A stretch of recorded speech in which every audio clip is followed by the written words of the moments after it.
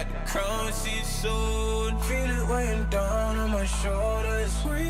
Rules are meant to break by the proudest ones. Money on my head cause I'm lawless. Taking no relate, walking down this road. I don't relate, being the same, ain't no debate. Cause rules are meant to break by the proudest ones. Didn't do recon, but they wanna lead him and guide him straight and tip him off axis. I was in a renegade beast, meanwhile they was cutting man deep like sickle or mantis. I've been with enough practice, not clout or digital captions. World's in madness, how am I gonna manifest greatness if I don't make actions? I don't need reasons, I just need money and power and stat lift. I don't wanna do it like that, that method's too underhanded. The big man said it ain't landing, never gonna profit off badness. Never got a dollar off sadness, but I've been sunk so I don't do sanctions. Heavy is the hit, that crown she's soon. Feel it weighing down on my shoulders. Rules are meant to break by the proudest ones. Money on my head cause I'm lawless. Taking no relate, walking down this road. I don't relate, being the same, ain't no debate. Cause rules are meant to break by the proudest ones. Came in this game with a serious killing instinct, man, I never did courses. Look at all the times in the past they rejected him, now they wanna imitate patterns and forces. Stone eye vision like Gorgon. Terrified look in his eye when he finally realized all of the weapons that he brought to the war ain't forming. I've been giving this heart and body and soul and mind and organs, knocked to my fingers bled. Now it's through skeleton keys and door kicks. Treading with means and caution, man, I had bellies to feed from morning. So if they start selling me dreams, I'm walking. Yeah, I was uncomfortable, man, I was scared. Looking for solace and they wasn't there. Now I'm a problem and they wouldn't dare. Yeah. Doubling down cause this game isn't fair. They loaded the dice, I came in prepared. Feeling it so out of body, I feel like I'm floating on air. How do you cope when they never gave you hope? Really left you in the cold, and it's weighing heavy on your soul. To be honest, I don't know. Either way, I had to grow. Get it together, whatever the weather, and carry that tribulation to the throne. Heavy is the hit, that crown she's soon. Feel it weighing down on my shoulders. Rules are meant to break by the proudest ones. Money on my head cause I'm lawless. Taking no relate, walking down this road. I don't relate, being the same, ain't no debate. Cause rules are meant to break by the proudest ones.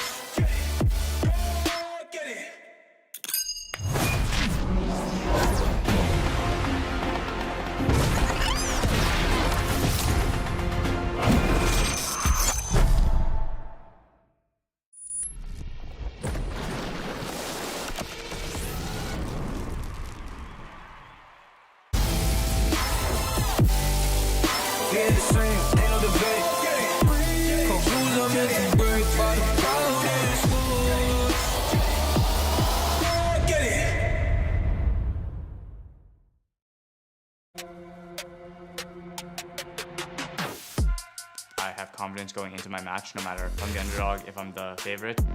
Even if we come in as the underdogs, I don't think that we are actually worse than them. Sometimes it gives you nothing to lose and you play better. For me, it doesn't really matter. I just want to go on the stage and play my best. 생각보다 저는 잘하는 팀이라고 생각하고 있었고 실제로 잘한다고 생각하고 있었는데 그냥 다소 한 끗 차이? 충분히 강한 팀이라고 생각하고 있습니다. I'm really happy to play against Genji. Their mid jungler, Peanut and Shelby, I think they just perfect mid jungler duo. If I can win the mid, I think we really can playable. 블레이버 선수 아니면 버서커 선수가 아무래도 두 선수가 제일 위협적이거나 회리력 있는 모습으로 눈에 비춰졌던 것 같아요. Yeah, I think it's our beginning and we will prove NA is not weak. 둘 다 아쉽게도 이런 패배자 조에서 만나게 됐지만 그리고 경기는 저희가 이기도록 하겠습니다. Welcome everyone to Gen G versus Cloud9 live from the Copper Box Arena in London. The atmosphere is hyped and we will see if the LCS champion has what it takes to stay in the tournament as they have a mountain to climb up versus LCK champion Gen I thought we were going to do the whole show off that one. Me too. I thought it was going to last a little longer, do a little outfit check. It's okay though. Hello everyone, my name is Shox and I'm joined by Azael, Chronicler, and Jat, which I think is a good duo to cover 2 LCS, 1 LCK, and I guess I'll just join your crew then. Yeah. I mean, the winning team, figured. since I don't have anyone to support. We'll have to bring in a 5th analyst to decide who wins Game 5. Yeah, we will. As I mentioned already, unfortunately, we did have to say goodbye to the last LEC team yesterday as G2 once again was buried by an LPL team.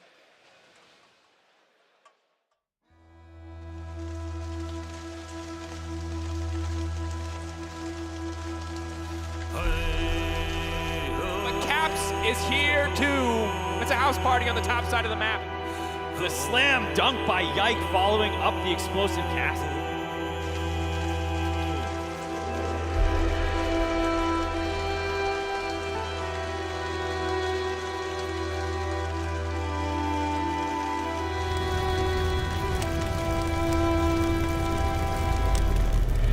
He used his flash earlier, and G2 find the kill, they find the shutdown, they find life in London!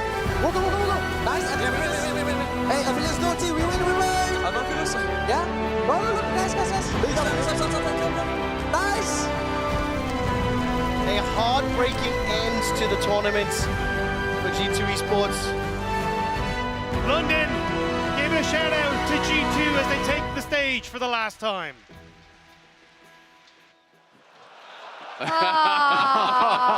That was beautiful and sad and riveting all That's at all the good same stories time. are. Yeah, I mean, you're still laughing now. I'll talk to you in 3 hours. Anyways, I have experience with this. I'm numb to the pain. oh my God, I'm getting there. But anyways, G2 didn't make it, but BLG did. So let's throw up the bracket and see, because they're still fighting in that lower bracket. Chronicler, and they've been underestimated every step of the way, but they're still in the tournament. They're still making gains. They're still improving. So credit to them. Yeah, BLG is showing that, you might have some shaky moments, but what matters in the end is actually being able to get the win. And when it comes to that, obviously against JDG, weren't able to get anything going there, but they're showing, I think, that as long as you have faith in your team fighting skills, can come back, especially in the current meta. Yeah, and just looking at this bracket, you're going to need a lot of team fighting. So BLG won 3 games yesterday. They still need to win 9 more before they can get the MSI title. The 2 teams playing today, Gen G and C9, need to win 12 games to win the title. And I mean, I think that's just the meta, right? Like, it's all about bot lane. It's all about who can 5v5 best, who can enable your AD carries best. And Gen G are fantastic about doing it. They're back-to-back #1 seed, but it doesn't always feel like they get that same level of credit, internationally, because they keep losing to other LCK teams. Unfortunately, Chronicler. Yeah, because Gen G, obviously the upset against T1 that they found in finals was really, really big, but last year they were just the clear favorite, and then coming into the World Championships specifically, losing to the eventual winner of the tournament, I think is fine. But what is a bigger issue for this team is actually showing the level of domestic performance, because even though they were able to get the semis, they were not looking like they did domestically, right? They completely ran early games. They looked unstoppable in the LCK. And then when it came to the international stage, even with how far they came, they didn't look the same. Yeah, and I think Keep spinning, keep spinning more. Stay loose. Yeah. Keep spinning. Go. One interesting character on Gen G for me is actually Chovy, and he's had so much, he's nauseous now, so much incredible domestic success, being almost the perfect player, but then you come internationally and he has never won an international title. So it got me thinking, is Chovy the greatest player to never win an international title? I can't with a straight face. No, I mean, this is such a serious point, and everybody's getting spun around, unfortunately. Well, I think the question is, are you judging that then based off his regional play or his international play, right? Because I wouldn't say he's the best ever player like at an international tournament to not win, because he hasn't really performed, I think, to the same level that he does in LCK. If you're looking just at regional dominance, I think it's a fair argument. The guy is amazing. Listen, I love the discussion point. Let Jat know on Twitter. Yeah, And I actually want to know others, because when I thought of Chovy, I'm like, he has to actually be put a pin in it. I have something for you in a little bit, internationally. actually, so we can keep talking about it. Is it Blabber instead? I'll tell you later. I'll tell you later, okay? Let me run the show. Anyways, let's talk about Cloud9 as well. Also find themselves now in the lower bracket, and when we look at Cloud9, they are domestically very, very successful, and actually they are always heralded as the most successful LCS team internationally as well, Azale. But when we look at that with a critical lens, it hasn't been recently. Yeah, I mean, it's been a while, especially if you're talking about actually like taking a series or taking games off of LCK and LPL. They haven't taken a game off of an LPL or an LCK team since 2018 in a BO5, right? So, you know, that is what the challenge is going to be today, and they'll need to take 3. It was in 2018 that they made it all the way to the World Semifinals, but this is a team that I think people have faith in, not just because of the results, but because they have been that one team that goes internationally and plays their style. They don't just play that defensive style and kind of sit back and wait to lose. They're often our team that challenges the meta, tries to play aggressive. Yep.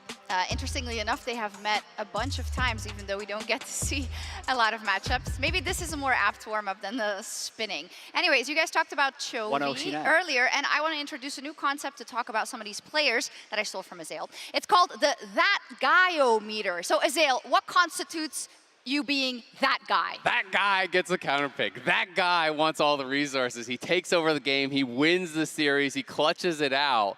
You know, being that guy is being clutch. It's being the star. Yeah. Okay, so how are we going to do this? Well, let's start with Chovy. Okay. So that guy or not that guy? I believe, based on especially the way he plays in the LCK, he's so heavily I'll help you out. Yeah, that guy. You. He's so much that guy. In the LCK, he's definitely that guy. He gets every CS. His laning is immaculate. Maybe you could argue he over-prioritizes his own gold sometimes, but that's also how you get strong. So Chovy, that guy. Yeah, but when he's playing international, when he's playing against other LCK teams, he starts to move over a little bit. So how No, low you can't go that far. Can't go that far. This isn't me. This is Azael's words. No, come on. You gotta put him over. Okay, wait. Let's crowd. Is Chovy that guy? Yeah, of course he is. Okay. Or is he not that guy? They'll cheer for anything. Come on. Oh, okay. Oh, no, he's that guy. He's that guy. Good. All right. Okay, Well, nice. I'm gonna follow it up with another strong one. Pace is 100% that guy. Comes in his first LCK split, has to follow up after Ruler, and plays like he is a seasoned veteran. We've had so many up-and-coming talents through challengers, but very rarely do they actually deliver on the things and the highlights you see within that league. Absolutely. I mean, this guy is completely unshakable. You know, we had G-Sun on the desk. She was talking about how, you know, he just doesn't get nervous. He's never really intimidated in these situations, whether it's international, whether it's a regional final, whether it's going up against some of the most famous players in the world. It's really incredible. I think we can all agree, probably. Yeah, FaZe is easy. I mean, a huge focus in today's match. So let's talk about his opponent today, Berserker. That guy, not that guy? I think Berserker's that guy. Okay. So I think even in this tournament, even though they haven't won, he's had a lot of moments that make him that guy. There was this incredible moment in the Golden Guardian series, and maybe it's because of the confidence, but look at the way he just keeps the maximum range at 1 hit of health left and actually manages to kill 2 people. So he finishes off Stixxay here, perfectly spaced with the Zero-Qs, and he later on killed Huhi in this clip. I mean, I want to believe it, but this is just LCS goes on in the venture, right? Like, this is just LCS overseas. Well, maybe he's that guy. Is he going to be that guy against Gen.G? Yeah, that's my concern, because when they played against BLG, he was not that guy, right? Like, when he was going up against Elf, so even when he was in winning positions, probably I feel like he was more in the middle. This level of guy, or like this? I mean, maybe that. I think you can put him here, but the question is, does he have the other guys? Yeah, because like to go we with him? don't know yet. So maybe we'll see after today's series. Okay, now see Fudge. Oh, okay. Fudge is, last time he was at MSI, he was over there. Yeah. He was that guy. He was coming in the carry meta. You know, people didn't really expect anything from him. He was popping off on Lee Sin picks. He was really dominant, really explosive, and he was making the game about him when people weren't expecting that. This MSI, I feel like he has not been that guy. He's been fine. You know, he was able to somewhat contain Bin. Bin just wasn't dominating him in lane, but it is not the Fudge that I've really come to expect in the LCS, where he plays with so much confidence, and he can create small leads, and he finds openings to really make things happen. He has felt very quiet, very reserved, and that is not that guy. Yeah, and I think it goes back to even his performance at last year's World Championship, right? It's the string of then to now. It seems like he doesn't have that international confidence. So he is that guy in the LCS where he's able to win with all his counter picks, but he hasn't been able to do that so far here. Great focus going into this series. Chronicler, anyone else from Gen.G? Okay, well, I mean, we gotta bring a little Peanut.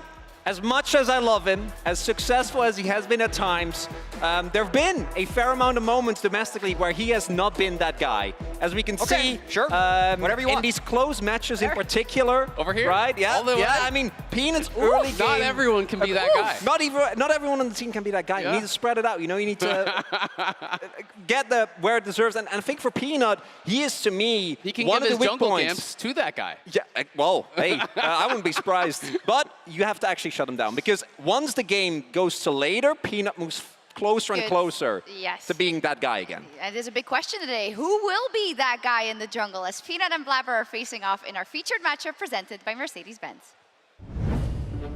Today's featured matchup presented by Mercedes-Benz is between a jungler looking to defy expectations in Blabber versus a legend that has proven he can defy expectations time and time again. Chovy opens up that shield, so big, Pace takes another, starts to get excited, and Gen.G starts to get excited too! The LCK veteran burst onto the scene back in 2016, winning MSI the following year, and is one of the greatest stars in the game today. In order to stop Peanut in his tracks towards lifting the MSI title once again, Blabber needs to have the best performance of his career. Anything but a 3-0 for Gen.G will be a surprise. And no matter the final result, Cloud9 putting up a fight against the LCK champions will be exactly what the LCS needs to light back up that old spark. Well, the man who made history, of course, won MSI back in 2017. The man that made history actually won MSI back in 2017. So a little bit of a drought there as well, you got to say, but extremely, extremely successful in his own right. Versus Blabber, someone who really wants to make a mark on the international stage and hopefully win a title here or in the future for himself and his team. Yeah, absolutely. I mean, I think he has kind of had his career marred by the crab incident or whatever you want to call it. But I think that, even though they have not been able to take games off some of the big teams yet, individually, Blabber has been really good this tournament. Yep. And he is a guy who, in North America, is really proving himself beyond any doubt. He has won titles with 4 different mid laners, and I think his career trajectory is that to surpass that of Bjergsen and Doublelift as the greatest NA player of all time. And what would really help with that would be a victory over Gen.G, and then a victory over, and just you carry it on, but just a really strong showing internationally. And you can do so much individually, but you also need to be able to will your team to victory. What's important for me is this matchup.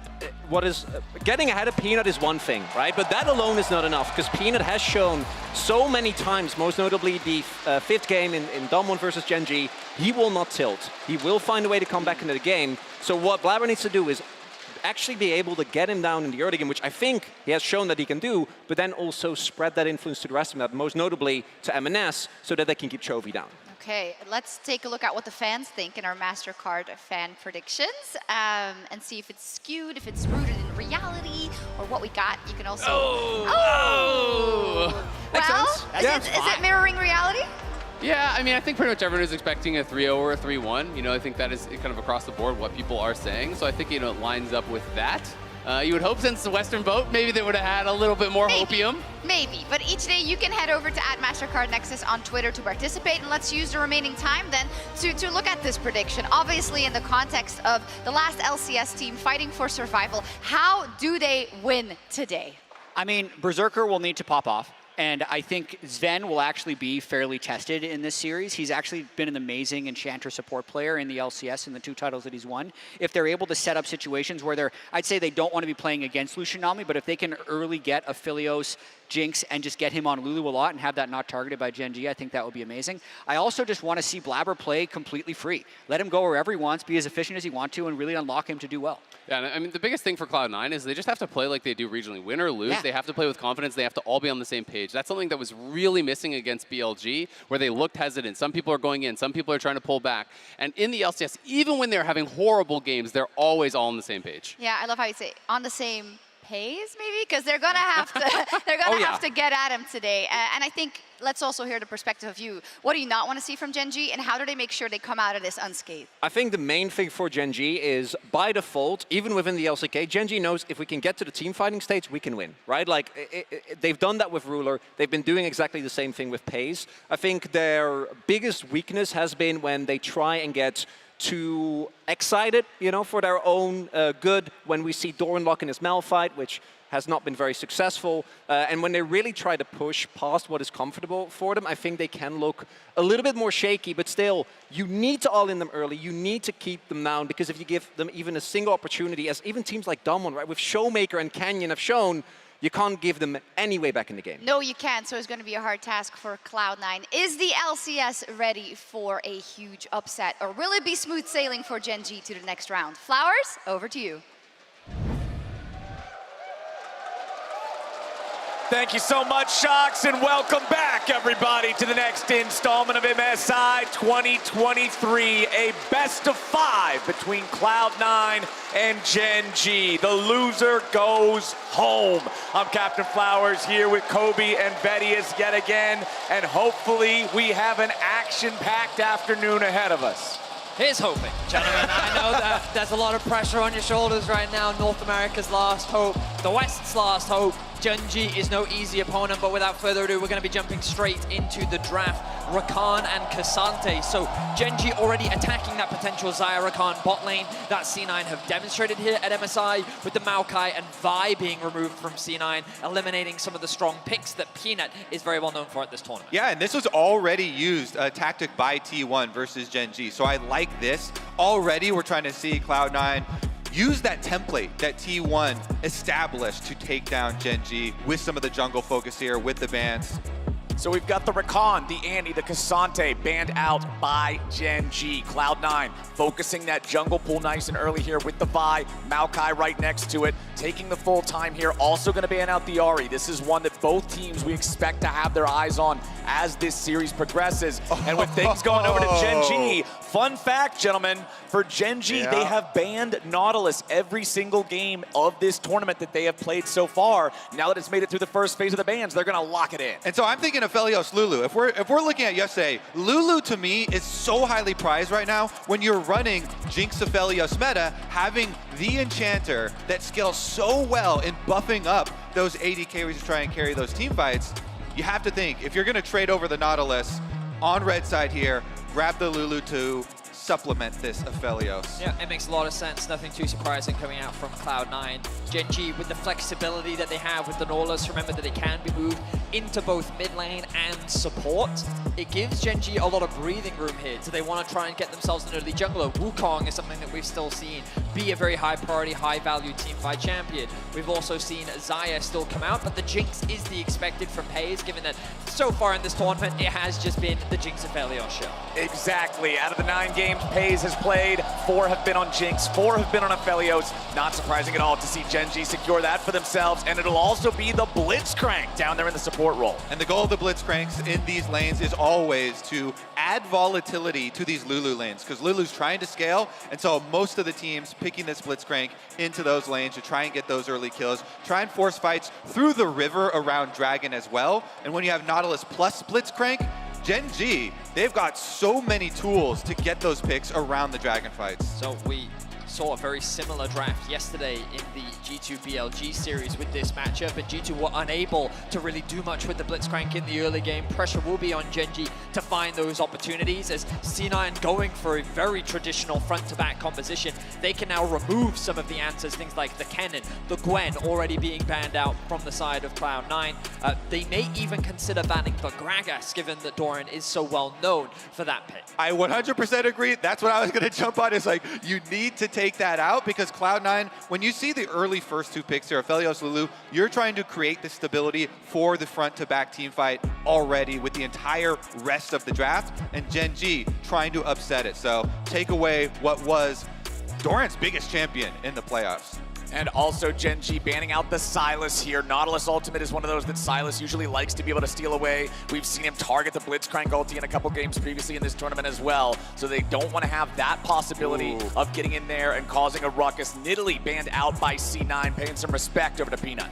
Definitely makes a lot of sense. We've seen even in his loss, his Nidalee was still very impactful against G2 from Peanut. So I'm curious as to what direction the junglers actually go now. With Lee Sin being banned away, Wukong kind of rises as that high priority pick, but both junglers happen to play things like the Kindred, the cheeky Skarner hover just for you, Captain Flowers. Thank you, Blabber! Well, I do think that Gen G for sure going to need some more damage, a little bit more damage in their team comp. Probably get 1 more to supplement the Jinx. You don't want to be full 1 carry style team. Meanwhile, Cloud9 going to have to show their mid lane first.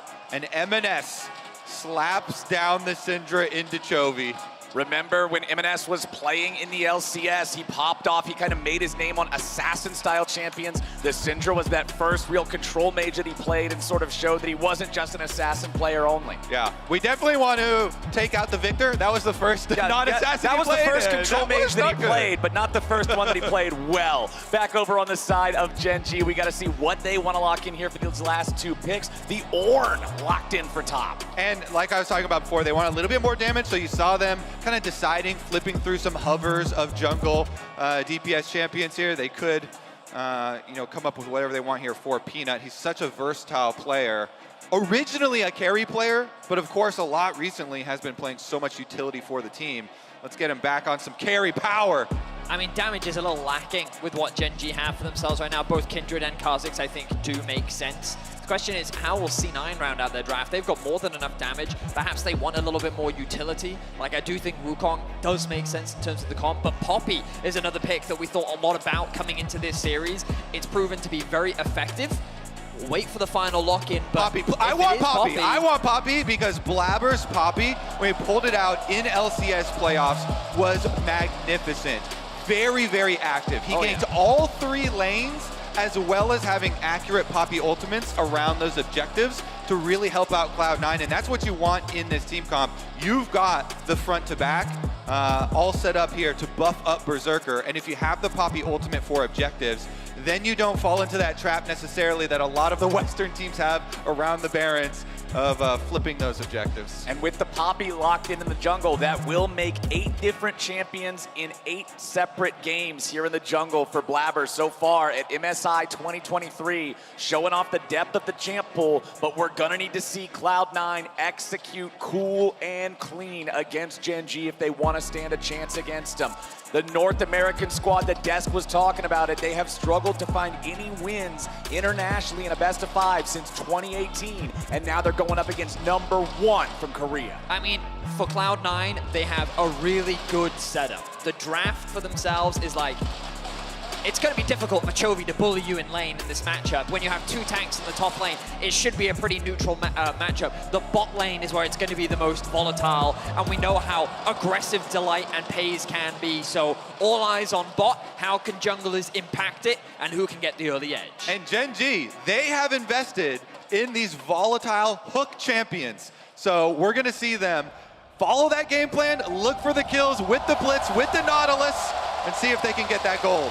We're on to Summoner's Rift for the first time today. Gen G versus Cloud9. #1 from Korea versus #1 from North America.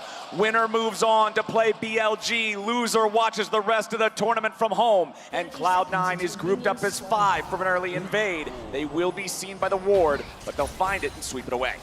Okay, so what is C9 now going to use this for? Are they going to split the map and do the Scion tech? We've seen it multiple times at this tournament, and I think it does make a lot of sense. We were already talking about how Pays and Delight want to have a little bit more volatility in this bot side of the map, and by creating this split map, I think it just isolates Peanut away and allows them to threaten the dive, but it looks like for now they're not going to do it. They haven't even dropped any...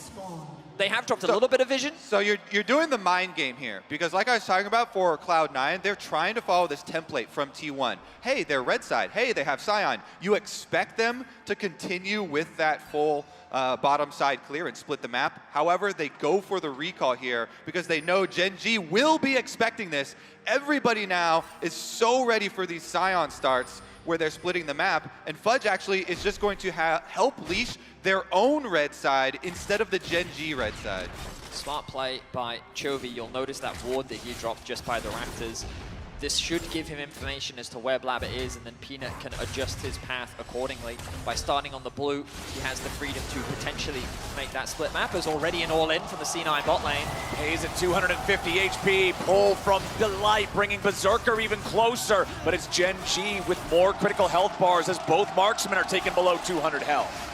And now because Cloud9 did not do the Scion bottom side red quadrant start here, they do not have the safety of knowing that Kha'Zix is split to the other side of the map. So with the early aggression here, they want to try and bounce this wave before Kha'Zix gets down here.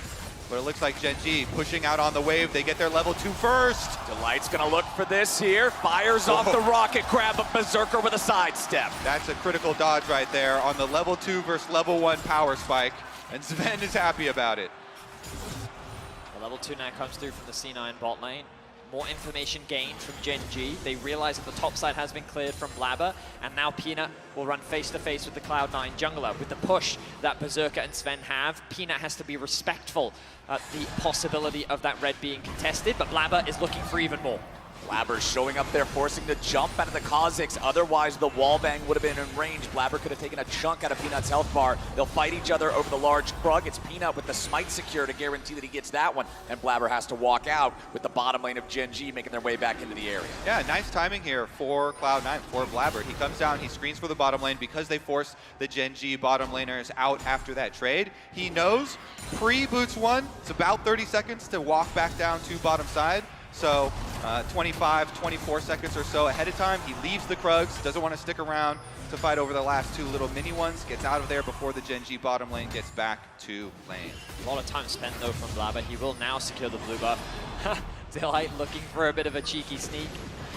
Will not be able to connect, but Peanut now pretty healthy advantage in terms of the jungle camps, and now that they have information as to where Blabber is, if Peanut wanted to, he could cross map and go secure himself the other crab. The pings are coming down. He was like, hey Chovy, do you have any information? Is Chovy actually looking for a dive here maybe? Yeah, Fudge at half HP and not a lot of mana to work with. Doran also almost We'll see if Gen G really wants to execute on this. Chovy's gonna lead the way, finds the initial route. Fudge down to 100 health. One more hit'll do it. It's first blood, a 1-for-1. Fudge gets Chovy back with the help of the turret. Honestly, versus a Scion, that is not worth it for Gen G. Fudge gets the counter kill, and Zombie Scion's able to get a couple of the CS there, then teleport right back. A big commitment there from Chovy, and this does allow M&S to just push in that wave, get a free base. He's not going to commit the teleport because he doesn't need to. And this also gives some safety to Blabber to hover around the bot side. He ideally now needs to reset, clear out those top camps. There's a big stacking wave here, and I think the C9 do need to consider trying to threaten something on this bot side of the map in the upcoming few minutes. But as I said, Blabber going back to base for now, looking to clear out that top side. Yeah, so there's a slow push being generated on the bottom side here for Cloud9. Blabber looking to try and get at least Raptors taken care of before he heads on down there. Chovy with the deep ward though. Already you can see the vision line for Gen G is encroaching in Cloud9 territory. Thank you, observers, for the preemptive ward on those Raptors that Blabber's going right for, plus the Chovy one that just got dealt. All right, things are still dead even here with only that trade of kills up in the top side, 5 minutes in. Remember that traditionally Cloud9 in the LCS in this past spring split have not been a team that builds up a lot of leads very early in the laning phase. Usually it's after the plates fall, after laning ends. And so as they continue forward here for the next 10 minutes, 9 minutes or something like that, they want to try to keep things even, bar for bar, here with Gen G. Chovy level 6 now on the Nautilus, especially with a high damage jungler like this Kha'Zix for Peanut. This is very dangerous whenever M&S is away from his turret, and Cloud9 is gonna have to make sure that they're doing their due diligence, avoiding the potential gank threat there. And because Blabber is spending a lot of time, going to try and supplement these lanes on their pushed out waves, he's a little bit behind Peanut here as far as the camps go. Kha'Zix slightly ahead, especially with the early lethality, and him ending on bottom side here for Krugs for Peanut with a control ward in the tri-brush. Delight gonna possibly look for something. Berserker, another good sidestep there, making sure he doesn't get tagged by the zap, but it will be a 3v3 down here. Blabber only level 4 compared to the level 5 of Peanut is a market disadvantage for C9. Delight gonna see if he can find a rocket crab. It's Sven pulled in, the damage finding its way onto the Cloud9 support, but he stays alive! Berserker's got pays! Berserker's got paid! Delight gets the kill back onto Sven to make it a 1-for-1, and the game stays even. Ooh, another 1-for-1 play initiated by Gen G. Delight does hit the hook onto Sven.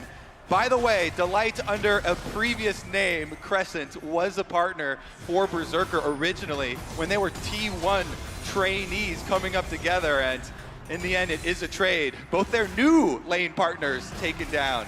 Fudge maybe in a bit of danger here as Chovy has made his way over. Peanut on his way as well. Fudge's ultimate will connect onto Door, and the flash comes out, but he has tower aggro as well. Oh, Fudge, the flash there, a little unfortunate. He is going to at least grab the turret plate on his way out thanks to the Demolish proc, but he's down, and that's Gen G, +1 on kills. Yeah, nicely done by Doran. He gets in front of the ultimate. Okay, pulled from Delight, but Blabber's coming over the wall. He will not connect into the wall for the slam on the Blitzcrank. So now Sven and Blabber have to walk this one away as Berserker continues shoving up the weight. But Fudge watched the boss's little informative video because as he's dying, he goes right for the turret plate, and he at least got the Demolish proc. Here's another look at it. Delight hits Sven with the hook into the Flame Chompers. Nicely placed there by Pays, but him flashing afterwards. Look at the no hesitation from Blabber and Berserker. They flash right on Pays, so it is a support for AD carry trade, and that allowed Berserker to get the extra push in, and you see CS on bottom side in Cloud9's favor. Sven just bought a lot of time, and that made it so much easier for Berserker and Blabber to focus down Pays. The focus for Gen G this game definitely feels a lot on Fudge, and they're looking for another play. Yes, sir. Fudge found out here. The engage from the Ornn, the damage from the Kha'Zix. No prayer for the Scion, and Fudge falls for the third time in game one. I mean, it is unfortunate for Fudge, like the last error that he made, a little bit of an unnecessary one, but the reality is that the bot side of the map is still gaining all these advantages for C9, so it's not the end of the world as Blabber and Peanut go face-to-face once more. And the real reward here would be the Rift Herald. Now hold on, Blabber just immediately being engaged on there by Delight, but the counterattack from C9 might be enough. Super Mega Death Rocket gonna take the Poppy down to 100 HP, and Chovy secures the kill. The downtown damage from Pays guarantees Gen G come out on top. As you rightly said, Flowers, the involvement of Pays' ultimate is really what swung in favor of Gen G. The hook connects. Sven, what are you doing there? Peanut just got himself a whole nother kill for free. 2-0 and 2 on the Kha'Zix. Delight is dialing in on the rocket grabs, and Gen G gets the Herald. When it rains, it pours, gentlemen. It starts with a pick on the top laner. That's domino effect. Transitions into Rift Herald start. They get pick after pick, even though they chunk Peanut very low here. The extra kill onto Blabber. Let's take a look at it. He gets a nice little chunk here onto Peanut. They get him to 50%, but he's got to get out of there because they have no top laner. Teleport now coming back for Fudge, but Delight is already here with the flash knock up into Hook. And since they've got the double Hook champions, Chovy's able to get him in range. Big ulti from Jinx comes through. Blabber was trying to get the positioning here on the charge onto that little wall. Couldn't quite get it onto Chovy though, and then he's low enough to die. It was definitely a winnable skirmish for C9, and if it wasn't for Pays' rocket connecting, I really think that there was a world where they could have converted that into a kill. But it is how things played out in favor of Gen G. They're going to secure themselves a plate. They got themselves the Herald as well. And things are definitely looking good for Gen G as they quickly convert this into a dragon. And what seemed very promising for C9 in the early game, the fact that Berserker was in, and still is in, a very commanding position. You look at this Kha'Zix, who has now 1,000 gold lead over Blabber. The fact that they have all these early objectives, Gen G definitely finding the early game advantages that they were looking for. Yeah, those objectives will snowball you pretty quickly. And here goes Delight again. Yes, good job stepping back to avoid the rocket grab. If he gets pulled in there, it is trouble. Gen G not going to be able to secure another pick for themselves, but still enjoying a 2,000 gold lead. Yeah, and even if he blows the flash there, it would be super successful Hook. But MNS, he remains cool. He doesn't blow his flash, relies on his dodging skills, is able to dodge out on it. Cloud9 need to slow it down now because Gen G, you really can't snowball. Once you get Rift Herald plus First Dragon, there's no response really for your opponents on the map. And with the Kha'Zix being so fed now, it's very problematic since you get Umbral Glaive rushed and the vision starts to just wither away on the map for you. Now Peanut here, level 8 on the Kha'Zix, gets to cruise around, chopping down all of your vision, making every one of your laners that much more frightened. You know, when you look at the stats for Gen G, usually whenever they end up losing a game, Peanut is often set behind early with a lot of deaths. Right now, that Kha'Zix is 2-0 and 2 with an Umbral Glaive and the next Serrated Dirk already in inventory. He's feeling great about the way this game's going so far. Flash out from Fudge to avoid another death. Yeah, Serrated Dirk itself is really efficient, even like half item power spike there with the lethality that you're able to load on. And he uses that vision control to go take away a lot of territory for Cloud9. You see Blabber being very hesitant, retaking their red quadrant that was just invaded. Chovy gets hit with a little bit there from M&S. Blabber waiting over the wall just to make sure nothing more happens as Berserker immediately popping the cleanse of Pays, fires off the Moonlight Vigil. Wild Growth on top of the Cloud9 AD carry as they continue moving forward. Berserker now with a flash to the side as Delight gets away. So an all-in from the Cloud9 bot lane. They burn a couple summoner spells, but it's Berserker that loses both his flash and ghost. Pays with a really good trap placement. Means that Berserker put himself in a bit of a precarious position and he was forced to flash away from the hook. No deaths end up falling, but the 2v2 going slightly in favor of Gen G. No objective on the map right now for them to contest, but with the Herald still alive, Peanut does have the option to funnel that gold into bot, and it looks like that is the direction that they're heading. And Chovy's got a move window here. He pushed in mid-wave and he's coming down river to try and join the rest of Gen G with that Rift Herald. This thing will definitely at least get the expected value of the crash, and they're trying to get even more here with Pays knocking off a preemptive turret plate. Exactly. Blabber hovering around from Cloud9's side. They know that Gen G has this Herald. They know that they're looking to invest multiple men in making this play into the most that it can be. This does give M&S at least the opportunity to find the second plate on the tier 1 turret back in mid lane. Doran should be able to at least get his Demolish proc, but not enough for the entirety of the 4th plate here in topside.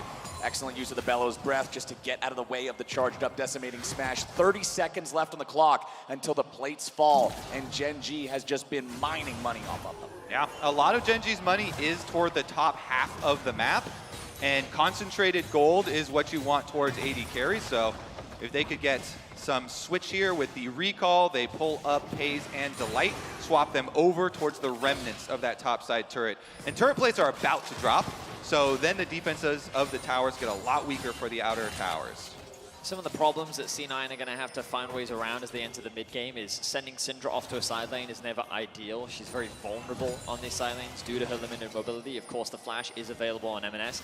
Right now, they are moving her from mid into top as C9 have spotted a potential play. They see Pays and Delight in a position that could force them to overextend given the state of the wave, but they respect that and they will play safe for now.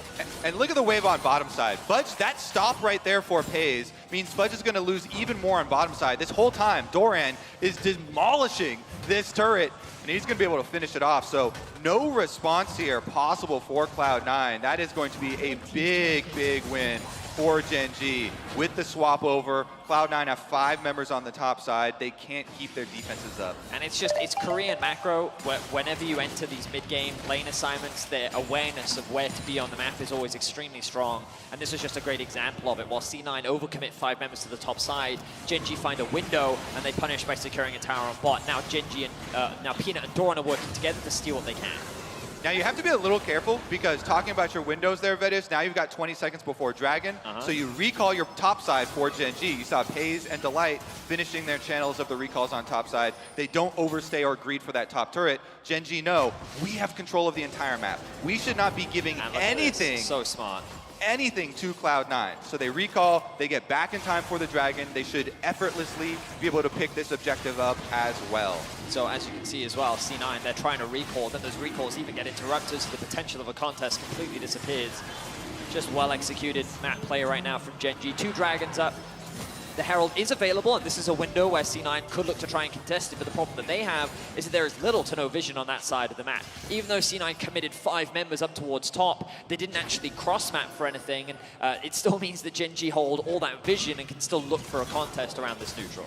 Not only do they hold all the vision, they hold a 4,000 gold advantage. 16 minutes into the game is a serious edge over their opponents. Both AD carries sitting on the Gale Force with the completed Berserker's Greaves. Eclipse now done on the Kha'Zix for Peanut. Blabber a little far forward here in the river, and when they see the enemy jungler, Gen G wastes no time. Blabber's splattered, and that's Gen G getting even more money for their AD carry. They send the rest of Cloud9 running, and just when you thought C9 might have been able to try to contest for a neutral objective, Gen G sit them right back down. Oh, no, no, no. This Summoner's Rift is ruled by Gen G.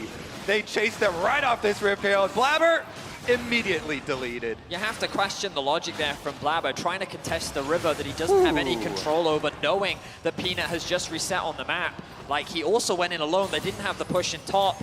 And C9, they tried to enter a space that did not belong to them. And Gen G is a team that will punish you whenever you try to enter a space that does not belong to you. Yeah, when Gen G have snowballed so effectively here in the early game, off of those kills, off of those first couple of objectives, they're the team running double hooks. So they have full vision control with double hooks ready around every one of these neutral objectives. And even though it's only Rift Herald number 2, they're not going to let you step up to anything because they shouldn't. And this is what you want to look at with this team, Gen G. They're so good at sticking to their game plan.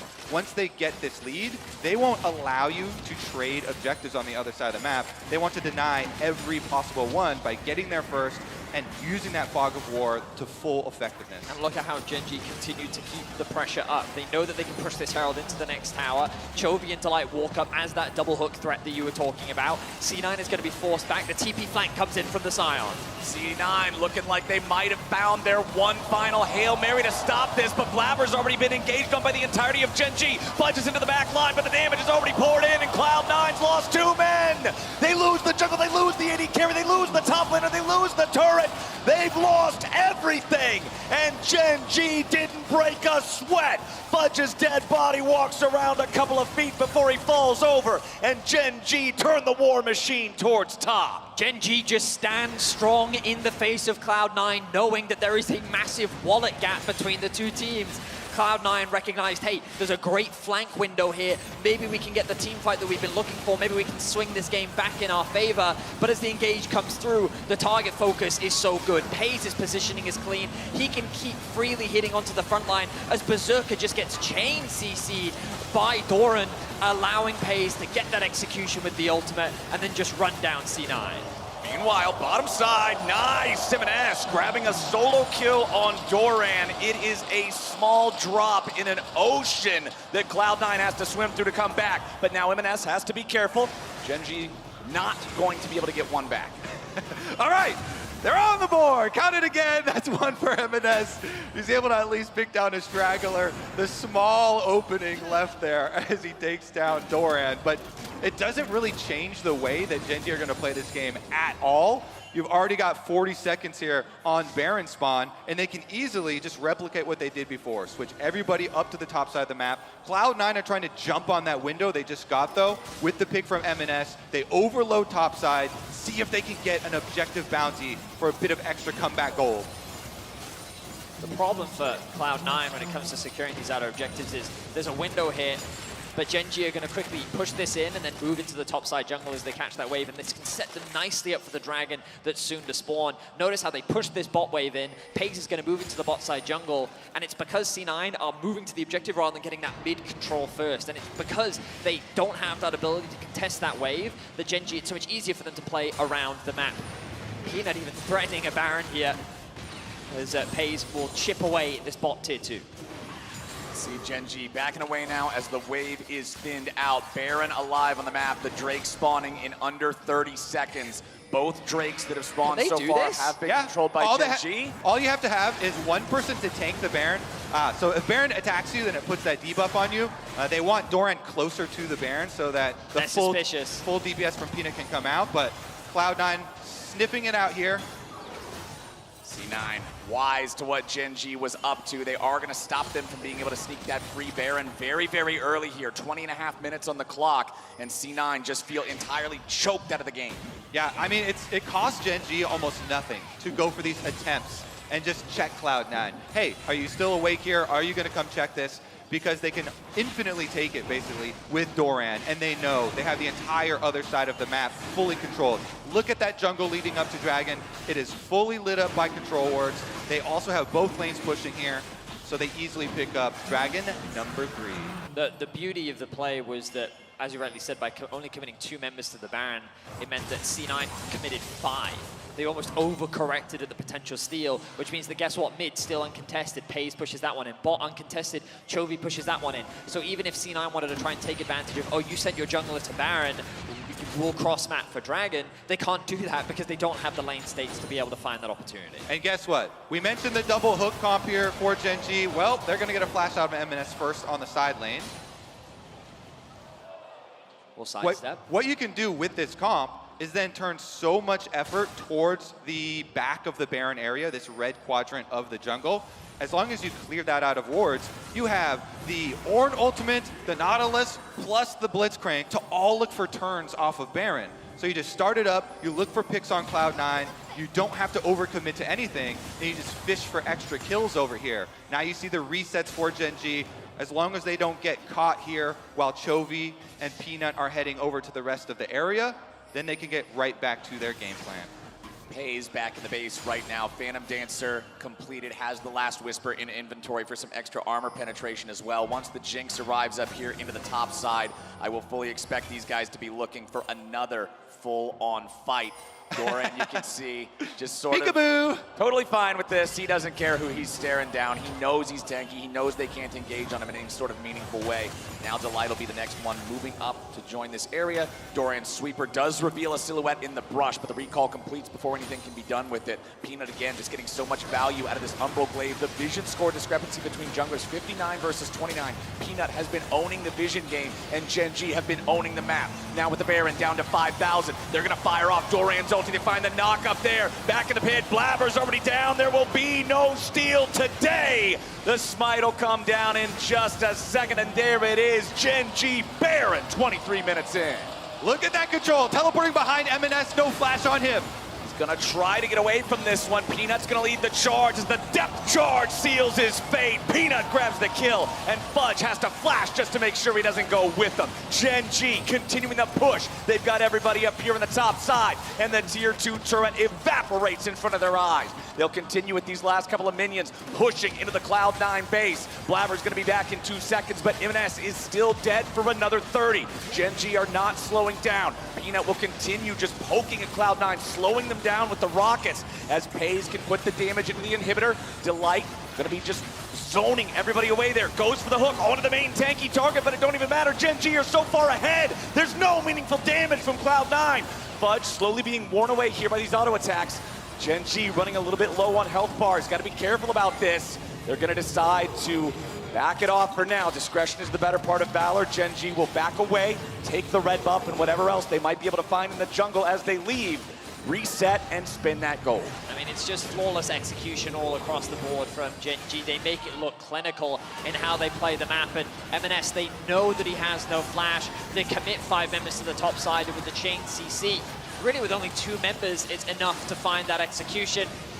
They overstack on the top side, knowing that with a small minion wave, they need to keep that push going. They take the tier 3 in top lane, and they'll be happy with that. Now, as they move back out onto the map, they'll likely set up a 4-1 split. You can already see Doran pushing in this mid wave. They'll likely keep him hovering around this lane.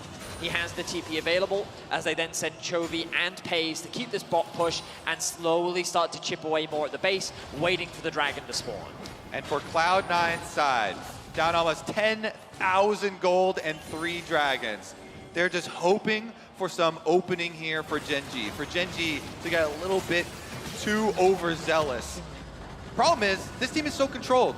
You know, they always stick to their game plan. Now they're gonna siege up here with the Baron buff, fish for a few hooks, but honestly, dragon up, and it's a soul in 45 seconds. Yeah, anything shy of the 80 carry, Gale forcing forwards into 5 people. It's going to be hard for C9 to come back into this one. Another pull from Delight finds Fudge. Normally the Scion's not the target you're looking for, but they're just so far ahead. Wild Growth is forced out. Fudge at half HP. Doran and Peanut switch their aggro back over to the tier 3 in mid lane. They'll bring that one down with the help of the minions. Cloud9 just pulled back and forth, not able to keep all these structures standing. Yeah, Gen G. Already almost 4.5K that Baron power play as Blabber gets a little bit of damage onto Doran, gets right back to the turret. All right, Call the Forge God flies out, but it doesn't hit a whole lot of anything. Now you've got Doran here on the front line, gonna be taken very low. He dies, but they get the tier 3 turret there.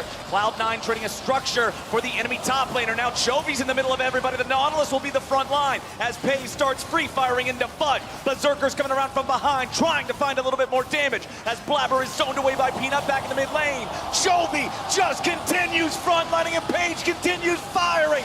It's Fudge next for the guillotine as everybody on Cloud9's heads dice will roll. Chovy gets the kill on Berserker. Gen G's marching it straight into the Nexus. And Cloud9 have crumbled. Yep, Chovy's got teleport. He was thinking about recalling, teleporting back in on Nexus turrets, but he's just gonna stick around and do it now. There's nothing more C9 can do to defend this one. Gen G were too mean, too clean, and they are not messing around. They'll see if they might be able to grab one more kill here. There's the pull. Peanut goes on a rampage, and Gen G goes up 1-0. Clinical execution from Gen G. The fact that Berserker was finding these advantages in the bot lane 2v2 was promising, but frankly, Gen G just played the map flawlessly. There was no opportunity for C9 to ever get that fair front-to-back 5v5 team fight. The one opportunity that they found, the gold gap was already so big that it just did not matter. Clean execution from Gen G and demonstrating their macro dominance on the international stage. Yeah, Gen G actually attacking top side and off of the small timer, start up that Rift Herald. Rift Herald fights are such big swings. It has so much gold in it now, plus the tower destroying power, that when you're running a snowbally double hook comp here with so much engage, they got all of that gold off the Rift Herald fight and just destroyed all of Cloud9's defenses. But I think it was also a matter of Gen G getting every early game objective did not go in C9's favor. Like, they weren't cross-mapping, they weren't really trading anything else on the map. It felt like that they were looking for opportunities, and Gen G just wasn't giving them as many as they were hoping to find. Gen G got those objectives early. They translated it into a swift victory. And to break it all down in game one, let's head back over to the analyst desk. Thank you very much, and I think we'll throw up the post-game breakdown because it'll tell the whole story as you also summarized it there. It was really a stomp out of the side from Gen G, Maurits, as we have our dad Gaio leader again. We gotta bring back. Gotta I'm move sorry, it. Peanut. I'm sorry for not believing in you. We'll put you over here. Yeah, I mean, it was He's dead. Where you belong. Let's just dead over here. He's just laying over there. be able That's to read it unfortunate. at least. That's unfortunate. I mean, he can probably, yeah. We will change it if it changes, but it didn't in this game. Let's take a look at the... This is just a moment in time. Yeah. Yes. Yeah, it doesn't Just a mean it's there snapshot. forever. In this Just game, a quick little yeah. picture. Yeah, quick little picture, just like our post-game breakdown. Because, chat, you know, it's... You will see it there, but when it rains, it pours, as Kobe put so aptly. yeah. But Gen G just knows how to drive an advantage home. Absolutely, and I feel like they took no risks here in terms of, I mean, so the one risk they took is that they're not going to get blown out early game because they made sure that they could deny all the vision, they made sure they had a hyper carry, they made sure they had amazing engage for when they got a lead, and then they didn't take any unnecessary risks and still won in 27 minutes. And this is something that Gen G have done so many times and why many teams desperately try to get them under control early game. When it comes to taking an advantage, they might not be as explosive as T1, a team that the moment they feel like they have lead will just dive and dive and dive and flip at Baron. But for Gen G, it comes through something that's much harder to take down, which is vision denial and consistent macro plays across the map. So you just fall behind in gold and you never get an angle back into the game. Well, and that's why this one felt like it went off the rails so quickly. Yeah. You can tell Cloud9 were trying to be a little bit tricky. Like, they're showing the Scion dive bot draft, but then they're not doing it. They're hoping that Blabber can do this bot side invade and get an advantage over Peanut, but he gets nothing from there. Then they get double crab. Then they lose Herald, they lose Dragon. They start losing everything. And that disastrous Herald fight, and you pretty much at that point, you're like, oh, the game is actually over here, and we're about 10 minutes in, 9 minutes in. I remember saying yesterday when we watched the series, close but no cigar, and then the other team just completely kills it. I do think we need to have a little bit of a conversation about unforced errors, though, as well on the side of Cloud9. I think so. I think there were definitely moments like after they had lost the Rift Herald fight, Sven just kind of moves his way in, ends up getting hooked. Fudge in the top lane, ulting to try and escape. That didn't work. Flashing early before the mini wave's there so that the turret starts hitting him. Also, a bit of an iffy. And for the draft, it's not necessarily an error. I don't think the draft is to blame. Like, there's many drafts that could have lost this game for Cloud9. But if they're playing confident NA C9 League of Legends, that Scion that they picked on 3 is Silas 100% of the time. Because they were sure the Nautilus was going mid, and what they did in draft in North America was they see the other team pick a champion, they counterpick it. And all they tried to do is win all 3 lanes, and then they'd be good enough to close. That is not what their strategy was here. I think there's a number of reasons for that. Maybe they don't think they can outlane Gen G, et cetera, et cetera. But I still can see that they are not themselves when they're drafting like that. Yeah, absolutely. I mean, it's tough, right? You know, the reality is this is going to be a very big uphill battle, so everyone has to be playing at their absolute best. I think there was some good individual performances in this one. To me, M&S and Berserker, I think were actually playing pretty well individually, but the team was clearly very outmatched. This one was just messy. Like, I'm not really sure why he was proxying anyway. That he knows Chovy's coming up, and one of the biggest problems is he has Bommy's Cinder here, so he can't actually walk past Dorian through the tower because he'll pull aggro with the Bommy. So he tries to do this ult out, it gets flashed on, then he tries to early flash, but the minions aren't there yet, and he's not going to be able to walk past them because he would pull aggro with the AoE. And then it just became, you know, over and over and over. He has no vision in the river, he's pushed up. Everything started to really kind of fall off the rails pretty quickly for Fudge.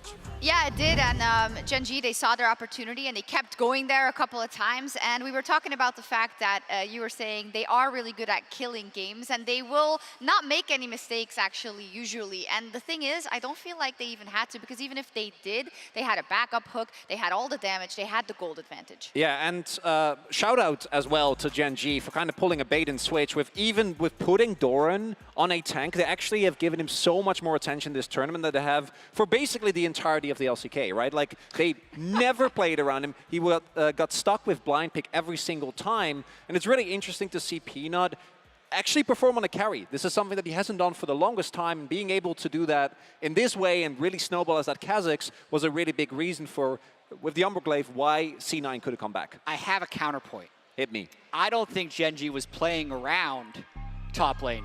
I think Peanut was playing around himself, and he knew where he could get gold. Because literally he ganked once in the freest kill with no flash. It's the 7th jungle camp is top point. Yeah. Exactly. Doran did well, but I think Peanut was playing like Peanut. Okay, it was also our Mercedes-Benz featured matchup, and it was really good for Peanut. Also, he hasn't played Kha'Zix since 2018, so what a moment to pull it out. We were talking so much about how this is going to be obviously a lot about bot lane, but also it starts with the jungle, but then let's talk about that bot lane. We saw similarly to yesterday in the first game, actually, a Jinx Blitz versus an Aphelios Lulu, and actually in lane, things were looking all right. Yeah, absolutely. I mean, Sven on Enchanters, I think, is absolute comfort for him. You know, I do think he can play the engaged stuff, but he really kind of has made his money playing Enchanters. You know, that is where I think he's absolute comfort. I've had no problems with C9 drafts throughout the entire tournament. It's been all about execution for me. You know, I do think, you know, maybe they would have gone for something like a Sylas, but their draft in a vacuum, I think, was really solid. You had absolute comfort through bot. I think you have a winning 2v2 as long as you're dodging those hooks and being able to push. Blabber has Poppy, which is a big playmaker. So it's a lot of the signatures of a winning C9 draft. But Gen G just executes so damn well, and at this point, it was really just about the cleanup. They were already monstrously ahead, and as you said so many times, Maurice, this is the team that is the most consistent LCK team. They are not going to fumble a lead.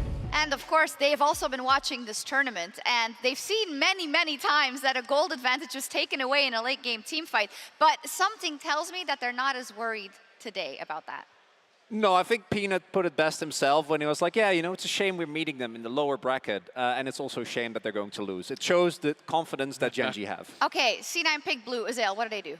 Oh, God. I mean, honestly, I kind of liked what their draft was in the first game. I think the reality is they just have to execute better. Blabber needs to have a stronger performance if they're not going to get ran over early. They need to be able to contest objectives. They can't be getting double grabbed.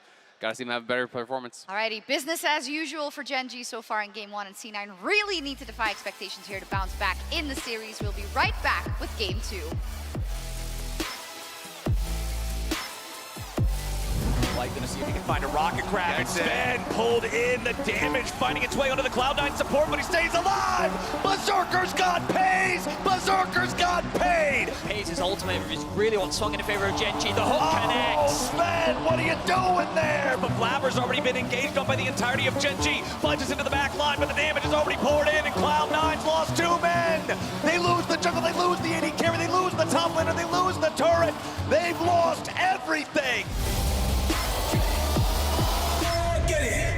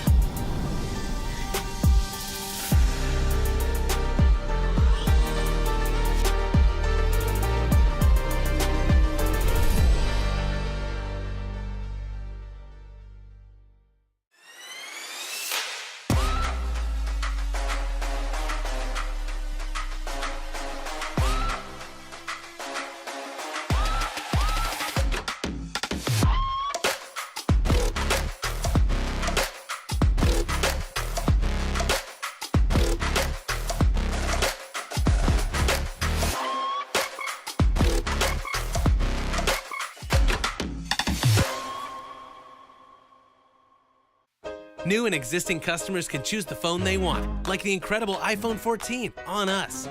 Not to brag, but I'm on Verizon now. And I got to choose the phone I wanted for free. Not that you're bragging. Choose the phone you want on us. Verizon. Red Bull gives you wings.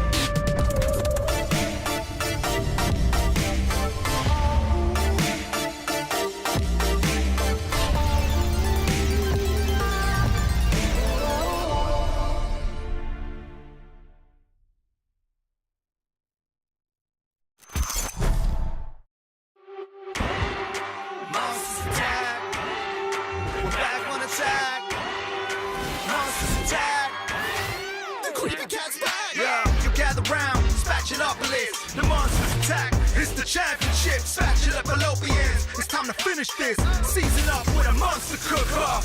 Monster slice, dice, and synergize for a taste of that spicy prize. Superhero squads going after the chase. Cooking up the meta with fresh flavor and taste. Chop, chop, chop, all the way to the top. Where to go, the spatula is right there to be cupped.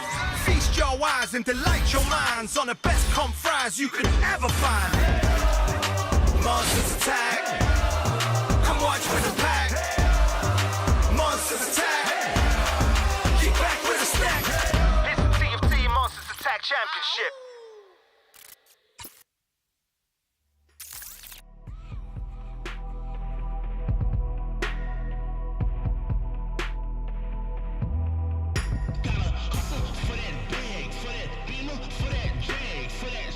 For that leg, with the diamond in the bag. I've been grinding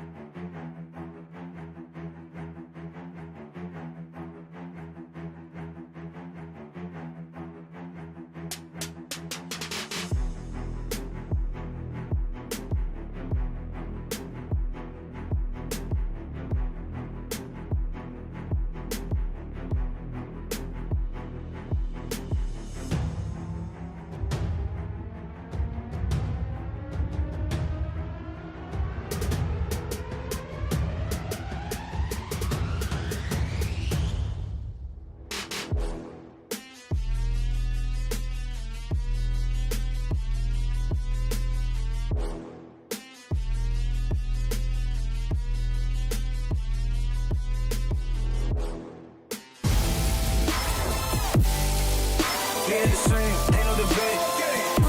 Cause rules are meant to break by the power of the get it. Ladies and gentlemen, welcome back to MSI 2023 and this best of 5 bout between Gen G and C9. Game number 1 was not much of a contest as Gen G showed up early and kept things rolling all the way to an early Nexus. Now in game 2, we got to see if C9 can bounce back. That's where we failed. We should have kept them from showing up. The most effective strategy. Yes. Prevent them from playing at all. I would really like to see C9 just contest more neutrals in the early game. Ideally, they play through mid. That is such an important lane to find advantages in. And ooh, we banned the Lulu from blue side. Maokai's still floating around, so a bunch of power picks here to trade.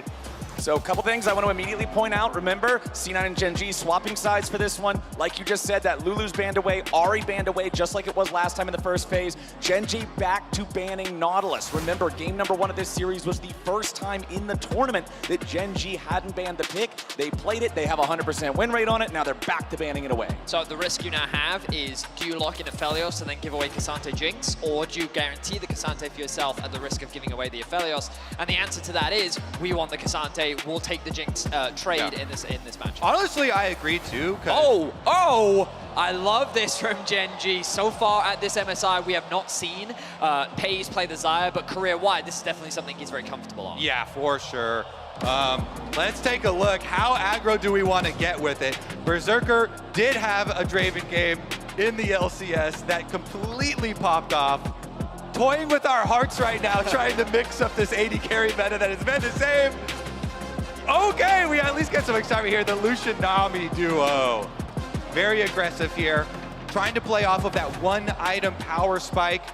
We saw a lot of these LPL AD carries playing it so effectively in the mid game. And that's where a lot of this value was missing in both North America and Europe when teams ran this duo, is trying to take advantage of that window where you just got Gale Force, you just got the Mandate, and you have so much burst potential. Culling's continuously used to chunk people off and really trying to gain some momentum there for the mid-game objectives. And the final pick of the first half of the draft for Gen G will be the Wukong. This is the only champion Peanut has played more than once so far in the tournament. 3 plays already. The man is ferocious on it. And now we're going to see how the second half of the bans go through. Remember, both sides already have marksmen, already have supports, but the Cassante versus Wukong means things are not entirely mirrored. Poppy banned out by Gen G. They learned last game that Blabber is more than willing to play this, especially against Rakan and Wukong. The area denial, the engage resistance of that steadfast presence is something that you've got to be respectful of. They're going to take it off the table this time. C9 is saying, okay,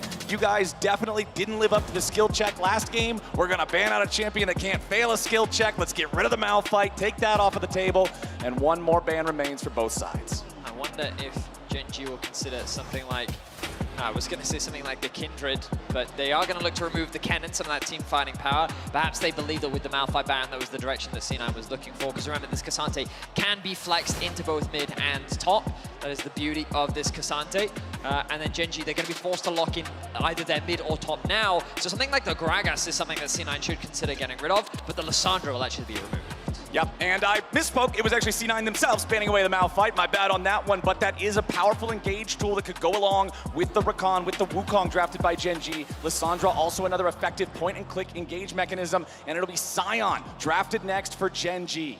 And that's why Cloud9, they don't even bother banning away that Gwen, even though they have the Cassante, you know, and you're looking at these common picks into it, because they know Gen G want to play that standard with Doran on a tank on the top side and go with the same controlled game plan. It's up to Cloud9 to try and actually upset that this time around.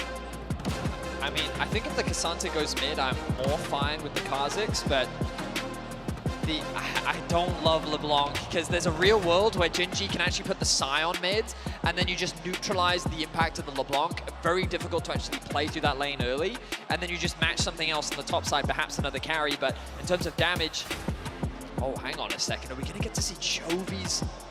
The Vex counter here into the LeBlanc. Try and get those fears, pop them out of the dashes. Oh, we are. Yes, we will. All right, Gen.G calling out C9 there. The Vex counter pick versus the LeBlanc. Silver lining on the LeBlanc for Cloud9. This is an undefeated pick for M&S and Cloud9 in LCS Spring here in 2023. So they're going back to comfort. They're saying put him on what he knows, put him on what he's best at, but having to measure up against a counter pick piloted by Chovy is tough. The thing is, too, with this Vex counter pick, this is not like a slam you into the ground counter pick. You can overwhelm this counter pick with jungle attention. Vex does not have any escapes of her own, so if you bring junglers for early ganks, you can try and abuse the long flash cooldown on this champion and actually help out the LeBlanc a lot, even though if you leave them isolated, then it is kind of annoying. Career-wise, Chovy doesn't have a huge number of Vex games, but of the 3 that he has, 100% win rate. The man is very successful at pretty much anything that he plays. Yeah, and if we're talking about win rates, okay, I'll throw out some Xayah stats here for FaZe too. He's 70% win rate, so the percentages, yeah, they're not looking great for us, but they've won a lot of games, okay? All right, so one thing we saw in game number 1 was a focus from Gen.G towards that top side, and also a lot of attention on the neutral objectives.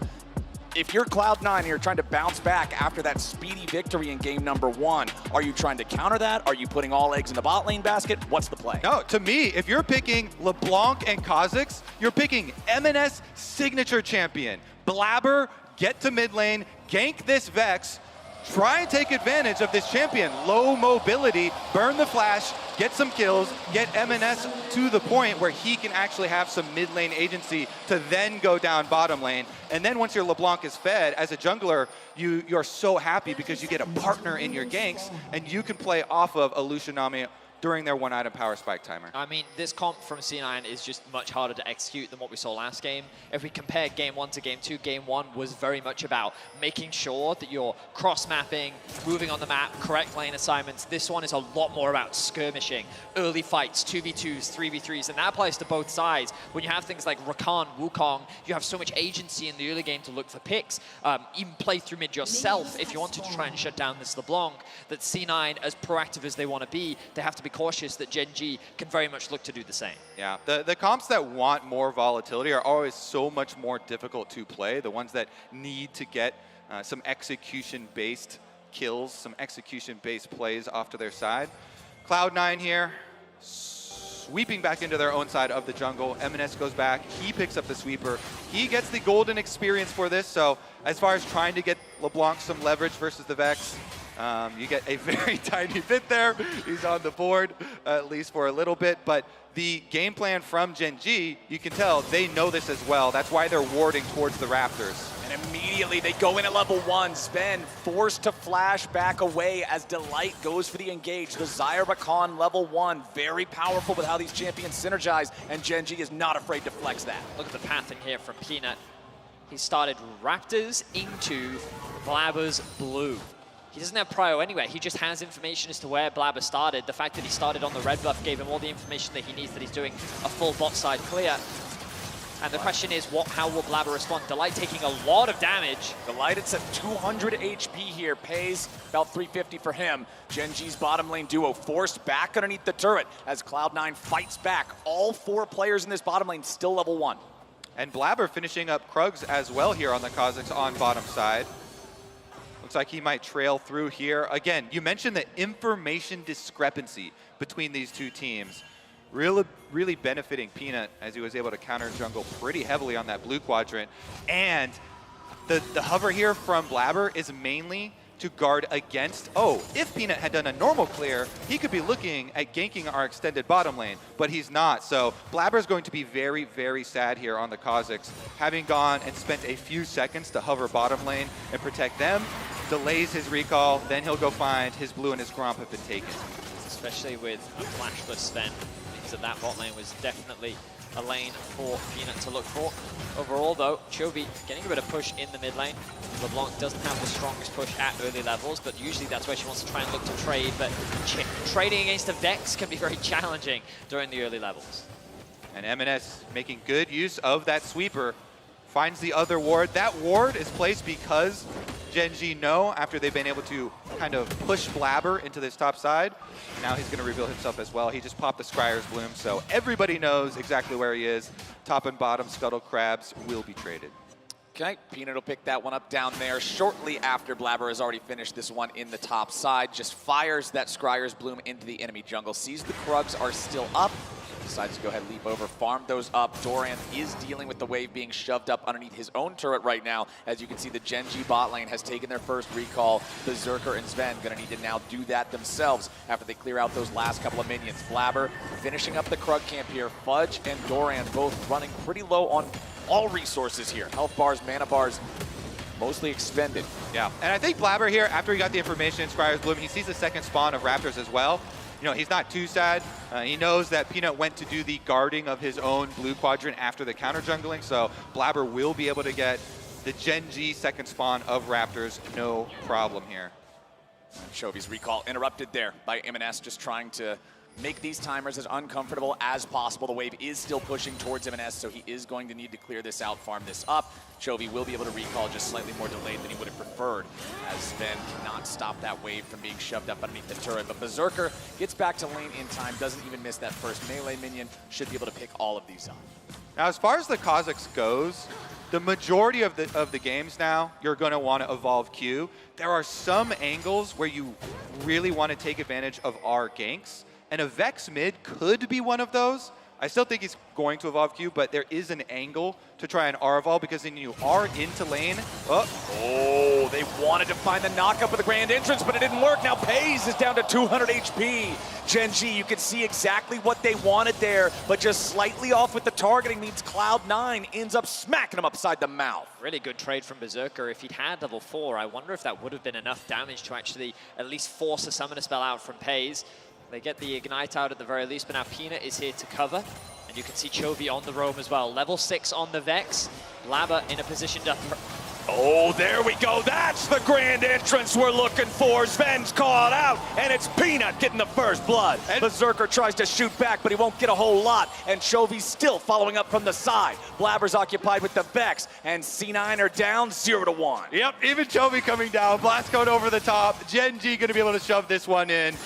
They strike first. First blood acquired. Just a good response from Peanut as Pays. He's not too afraid that doesn't force the flash.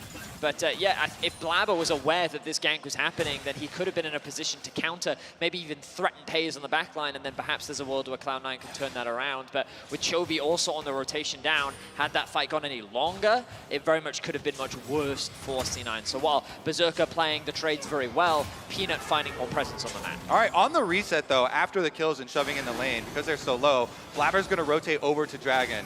And even though he's only level 5, doesn't have his Q evolve on the Dragon, so it'll take a lot longer. They're still going to try and power it down here with the Nami. Here. But because, yeah, it is taking so long, Mountain Drake. Light goes in for the grand entrance. Sven again in trouble. Chovy looking for the kill on the Nami this time as the Drake is secured by the side of Cloud9. And Sven barely escapes. The flash had just come back up off of the cooldown for Sven to get away and not give away a second death. Yeah.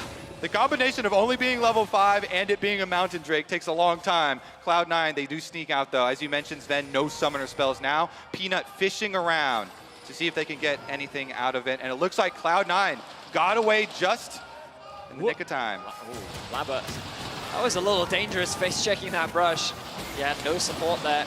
And another good trade from Chovy in the mid lane. You can really see how well Vex does into a highly mobile champion like the LeBlanc. But Blabber will now have his top side to clear. And at the end of the day, they walk away with the Dragon. It was a bit risky in terms of the timing, as you highlighted, Kobe, because it was dropping so slowly with no presence from Berserker. It could have been another opportunity for Gen G, but for now, they'll reset back on the map, claim what objectives they can, and the gold largely remains neutral. All right, Blabber still working towards that level 6. Peanut doing the same, but of course, like you were talking about, Kobe, for the Kha'Zix, it means a whole lot more. Just getting those evolutions, being able to speed up the clear time, being able to have that extra isolated bonus as back in bottom lane. Level 5 versus level 5 all the way around, except for Sven, who's still sitting at level 4 on this Nami, paying the price of losing out on that EXP and everything that he was around before when he dropped, as well as having to go back to base again after nearly being killed for the second time from Chovy's Vex. Both bottom laners continuing the trade as the culling is dropped. Delight eats some of the damage. The Berserker wants to maximize it, but doesn't get a whole lot. Okay, Blabber is level 6 here for the Kazakhs, so try and R in onto Chovy, save your jump for after the fear, after the flash. He did go with the Q evolve, so it's not a super long R. Yeah, nothing there. There was a window there, though, with the fear gone from Chovy. I thought that they could perhaps just W in, look for a chain, but instead throws the chain out and it goes wide. The awkward situation right now for both sides is that the Herald is up, but because of the relatively late Dragon start, neither team wanted to send their bot lane up, so there's no support here. It's just a battle between junglers. Oh, Peanut looking to win this battle very quickly. Blabber gets away over the wall, but a flash follow from Peanut blends the bug, and Gen G's jungler gets a solo kill at the Herald. And Blabber tries to sneak it away. He sees that he has the push in top, but he's not expecting Peanut to just come over the wall and fight him. Wukong at level 6 as now Fudge goes in for the fight. And immediately the fight fizzles. He wanted to go all out there, but just no angle to continue going after Doran, as the Scion just continues taunting him here a little bit. Yeah. Fudge can't do it. I mean, Doran doesn't care because his jungler just 100% to 0 won the team fight versus your jungle. He's like, great, you're all out, I've got the jungler. The leads continue to build now for Gen G. 2K is nearly the goal difference. A lot of that sitting in the favor of Peanut. After securing that kill, he has a 1,000 gold lead, and there's a bit of a support difference, so perhaps that's not quite most reflective of the actual gold gap, but Peanut was able to get Blabber's number in game 1. He's doing the same thing here in game 2. He finds a successful gank in the bot lane. He secures his team the early Herald, and Gen G can just continue to take their time. They know that they're accruing small advantages where they can, and ultimately we're looking at this next Dragon before we really see any major action. Yeah, Gen G with that 2-0 lead, and with Blabber not being able to get a whole lot done early on in these games, a lot of times when Cloud9 pops off, when Cloud9 is at their best, it's Blabber being one of the huge facilitators, one of the huge drivers of the action on the team, and if he's not feeling it, if he's not in that zone where he can get these things done, if he's not enabled, if he's not playing at his best, then it's difficult for the rest of the team to be able to make the same kinds of movements. Gen G looking to grab as much damage as they can on this second plate down here on the bottom lane, tier 1 turret. Gonna get it about halfway gone. Still 3 minutes left before those plates fall. That next Drake under 60 seconds. And you can see Peanut in the bot side river here as his bot lane is shoved up, crashing another wave into the turret. He'll be now moving towards mid. This dashes forward, finds a nice little bit of damage onto MNS. The auto attack follow-ups take the Cloud9 mid laner below half. Really good damage there from Peanut, just chipping away at MNS. It wasn't even like a hard committed gank, it was just a small trade. And with Blabber on the top side of the map, with so much control from Peanut on the bot side, he may threaten a dive here. Instead, he's just going to commit to Herald. Yeah, scary stuff for MNS.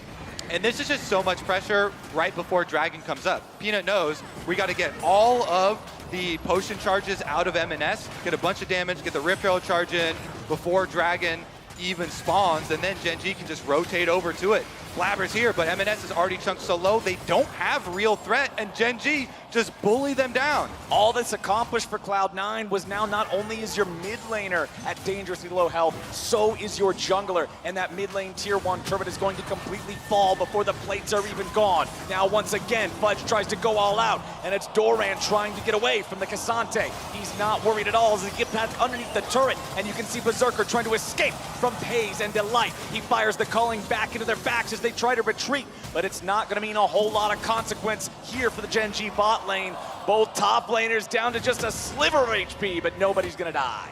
The beauty of what we saw, hang on, the action isn't over yet, is Gen G threatening the dive. Gen G bringing down their jungler, their mid laner to go after Berserker. The fear into the spin and the knockup. The damage is true, and Chovy takes the kill. Gen G's at 3-0, make it 4. Peanut kills Blabber again, and Gen G are making game 2 even faster than the first time around. That's some mid-jungle prio if I've ever seen Eddie Vedius.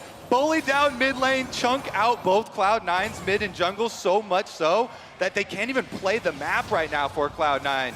Peanut and Chovy head on down bottom side after completely taking mid turret and chunking them out of the game. Then Berserker, nothing he can do here. Chovy wombo combo. I mean, so this is the risk of the blind pick LeBlanc, but I didn't think that Gen.G would take advantage of the severe lack of wave clear that LeBlanc has, right? A quick trade from Peanut says, oh, M&S is too low health. Typically, you want to trade health to try and get that priority in lane. Yeah. But after reducing M&S down to 50%, they were like, oh, hang on.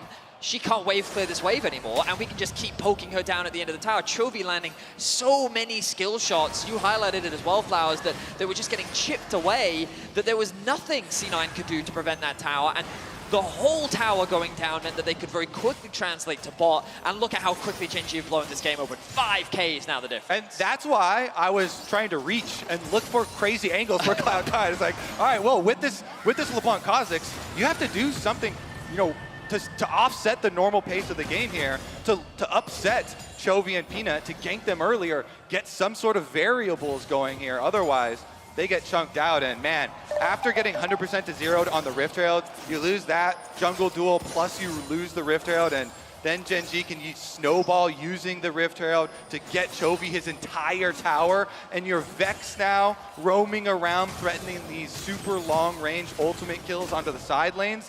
Gen.G once again have complete control of the map. Not a single winning roll on the Rift for Cloud9 as we hit the 14-minute mark and finally see the turret plates collapse. Everfrost on the Vex, Divine Sunderer on the Wukong, Sunfire Aegis on the Scion, Gale Force for the Xayah as well. You can see Berserker's Lucian at least has his Gale Force completed, but one of the bigger differences in gold on that chart, the third highest was actually in the support role, plus 700. So Sven still not with his first item completed, means the Lucian Nami power spike is still waiting to come online, and even once it does, 5,000 gold. I know Lucian Nami is strong, but this is a serious problem for Cloud9. I think the idea behind Lucian is that by running first strike and basically just trading a lot in lane, you can get towards that first item spike slightly earlier, right? You just get that slightly additional bit of gold injection, and if you get that early Herald as well, it means that you can further funnel that gold, and it's really at that like 2-item spike where Lucian can do so much work on the map. So if you stop that or slow it down dramatically and you're just staying on par with the Lucian as you enter the mid game, it becomes a lot harder to execute that. And Gen.G are doing just that. Look, they're going to convert this into a tier 1 tower as well. They're going to secure themselves the Rift Herald after swapping their bot lane up to top. They're then going to assign their bot lane to mid, so they're going to keep this mid control, and by unlocking the top tower, it gives them complete access into the enemy jungle.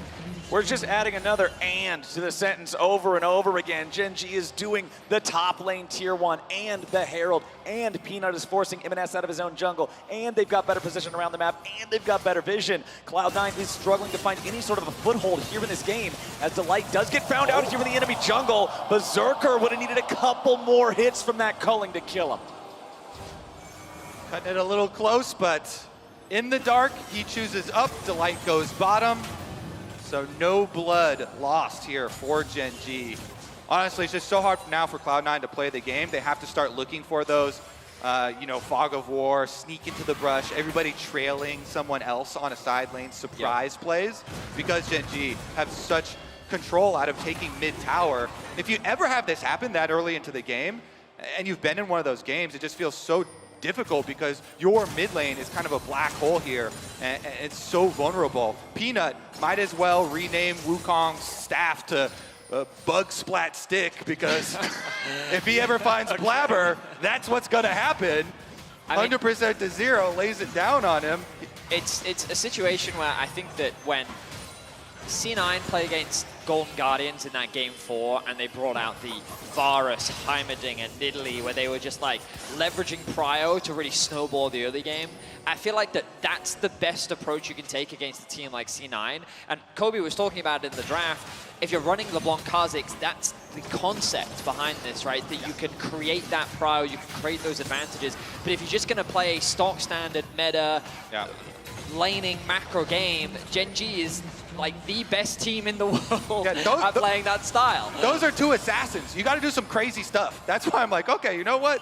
Even though 90% are Q evolves, do something crazy. Chovy here, now he's in enemy territory, chasing them out. And what we just saw on screen is what I'm talking about. When your mid tower's gone like that, you know, Peanut's taking away your Raptors. You got these Gen.G players lurking around in Fog of War, and Cloud9 trying to desperately get some territory back for themselves.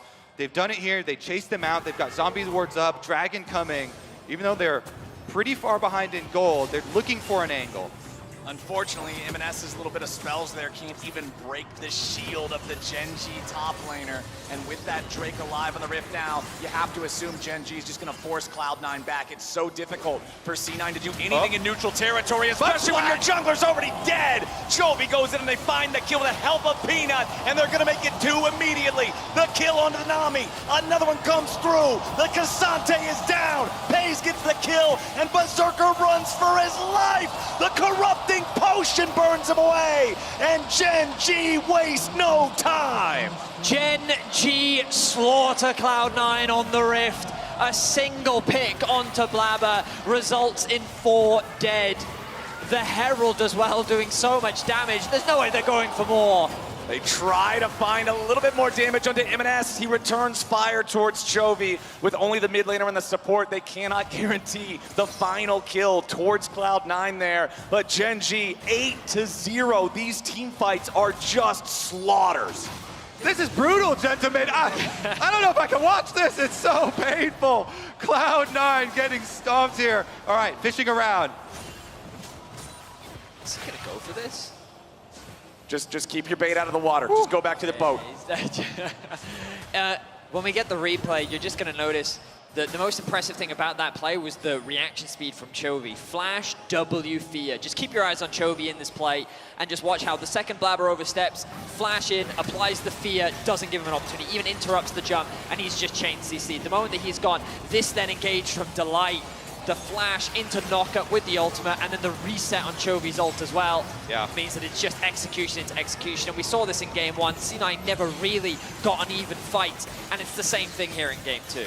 Chovy sniping all 3 ultimates there off the resets, and Gen G starting up Baron. 10,000 gold ahead already. Cloud9 knows they can't afford to give this away. It's going to be a snowball's chance in hell, but it's time to see if they can try to stop these guys. Gen G with total control over the top side of the river. C9 at least has Scuttle Crab vision. That's about the only silver lining in this situation because it can't be removed by the side of Gen G, as Chovy and Peanut will again lead the charge, looking for these picks, looking for any opportunity to explode the Cloud9 health bars. Chovy fires off a couple of spells. None of those are going to land, but the important thing is Gen G has reclaimed this territory, this topside jungle of Cloud9. But the important thing to note is, again, how Gen G always play through their lanes first. They catch mid, push that in. They caught top and they push that in. They cleared out the jungle, and then they make it impossible for C9 to enter once again. They move back to the Baron, and they force C9 into this very awkward position. Okay, eyes on Delight here on the Rakan. Has ultimate, has Hex Flash.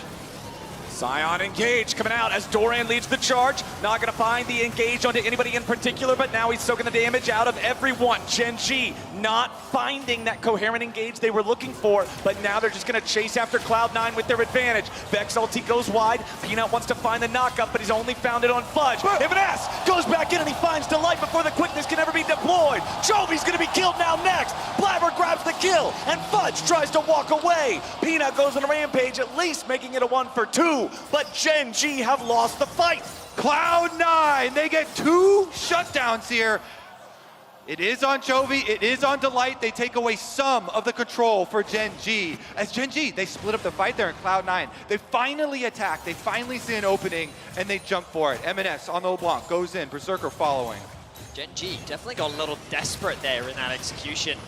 You can see that they were just kind of throwing a lot of ultimates out, and the second that the flank from Delight was spotted out by Fudge, it became a lot harder for Gen G to actually turn and fight. They will still walk away with the tier 2 tower.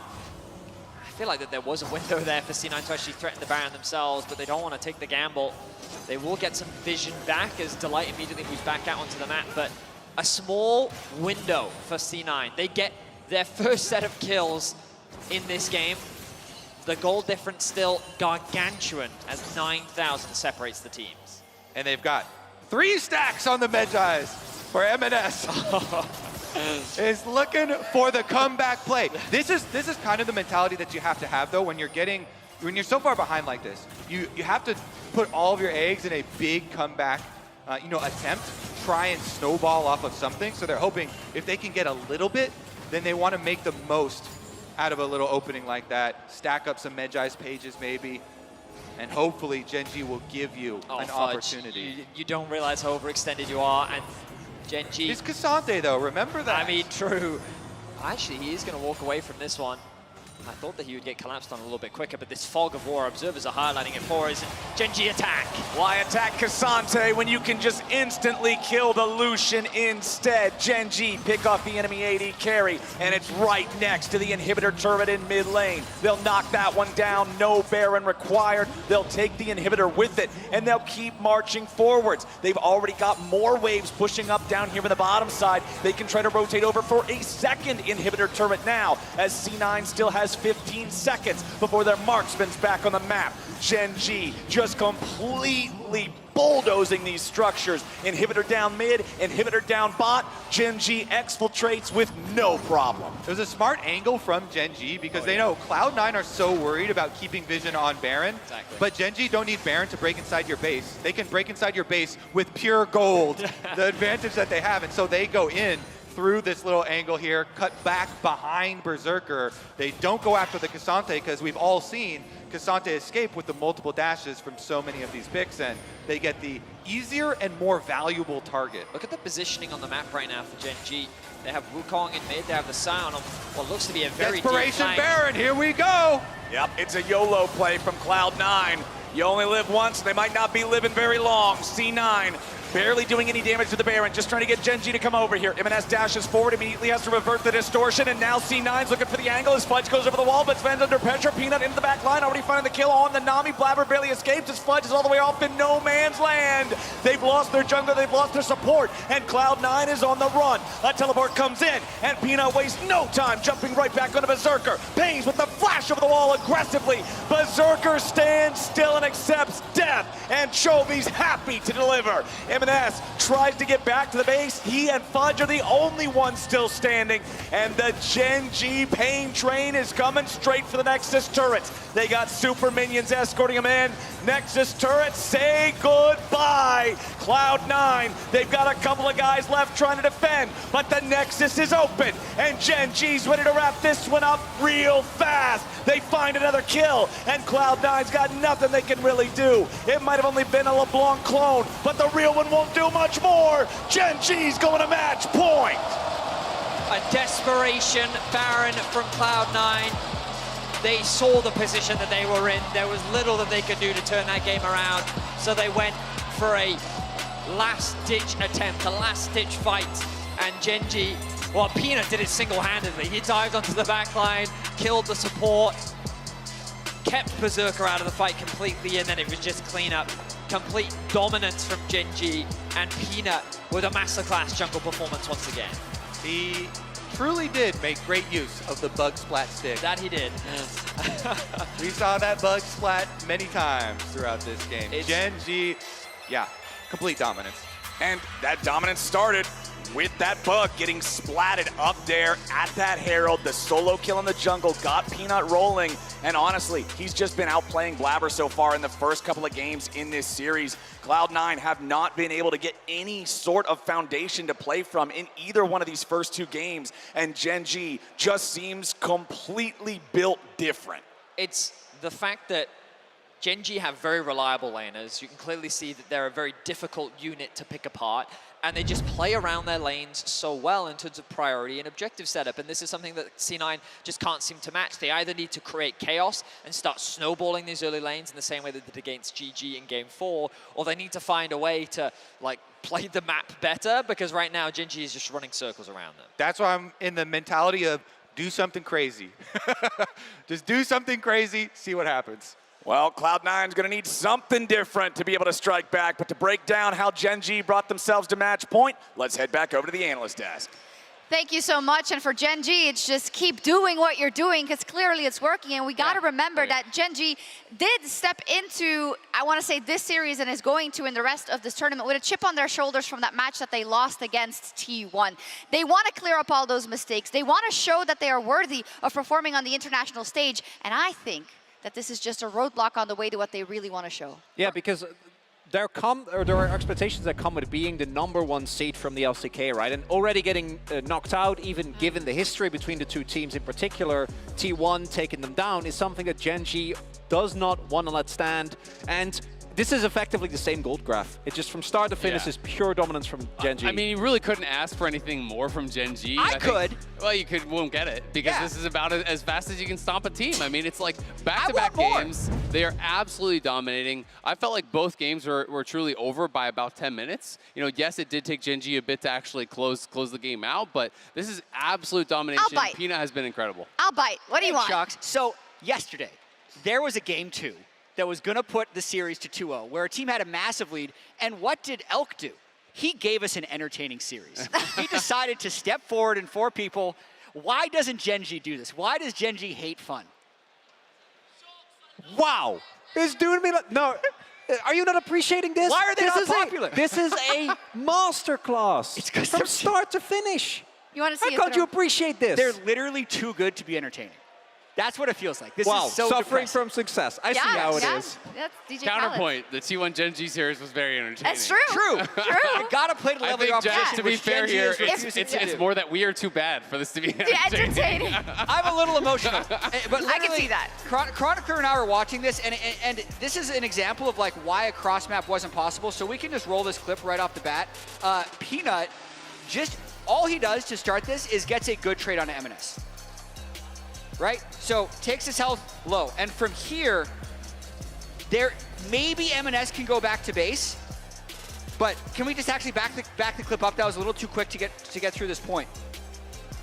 Because basically once he's under the turret, Chronicler, talk from here, pause it. So what happens here is MNS either needs to immediately back, right, and try to teleport back in, but even that is not a given, because he is getting threatened, so he would have to go all the way back behind his turret, and by that point, you might not still be in time, right? You might not even have the opportunity, and the problem as well is that because of how the early games played out, when we look at the bot lane, there isn't really a lot of opportunity for the rest of C9 to respond. So the only person who can help here is Blabber. Yeah, so we can keep rolling this clip.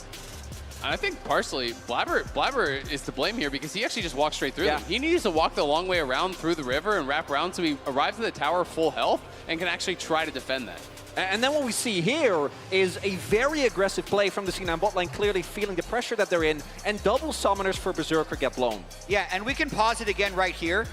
The reason that teams don't do anything when they lose mid-jungle is situations like this. So because these two don't have summoner spells, this mid-jungle, which cannot be followed by MNS and Blabber because they win every 2v2, can just get killed right here. It's an unanswerable 4v2 at this point. So let's just roll the clip to see eventually what happened. But just remember that all of this did stem from that initial trade that Peanut got onto MNS and Cloud9 needing to accept a loss in which they thought they weren't able to accept a loss because they were already down so far in the game. But that's what we mean when we talk about playing through mid, right? It's not even necessarily killing the enemy mid laner, it's getting prile, moving into the jungle. When you have the HP advantage, the enemy jungle mid now can't even walk into their own jungle because if they face check you, you're just gonna die.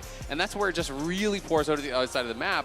And I think Gen G in both games have been so good at moving their advantages around the map, taking down all the towers, and it's why it feels like Cloud9 is kind of competitive for the first few minutes, and then all of a sudden you're down 5K, just like that. MNS said it in the video when we came in. He said this is such a formidable mid-jungle duo to be playing, so we have to make something happen or have to be able to match that. I also thought the long-range engages, like Chovy on Vex, this was a very involved game from his side, but we saw Peanut there, and it's just so cool to see because we talk so much about what a storied and victorious jungler that Peanut has been, but he is still really, really hungry to get that same result on the international stage, and he'd have to go through some old friends, you know, a FLICKR or a Ruler if he wants to get to that final, and he's having a fantastic series so far. Yeah, and I really want to highlight Peanut. When you talk to anyone on Gen G or that is near them, they always credit Peanut, right? They're always like, this guy does so much, he talks so much in comms, he sets up the entirety of the team, but as a result, at least in the LCK, he has a much more facilitative role. So seeing him actually be unleashed and showcasing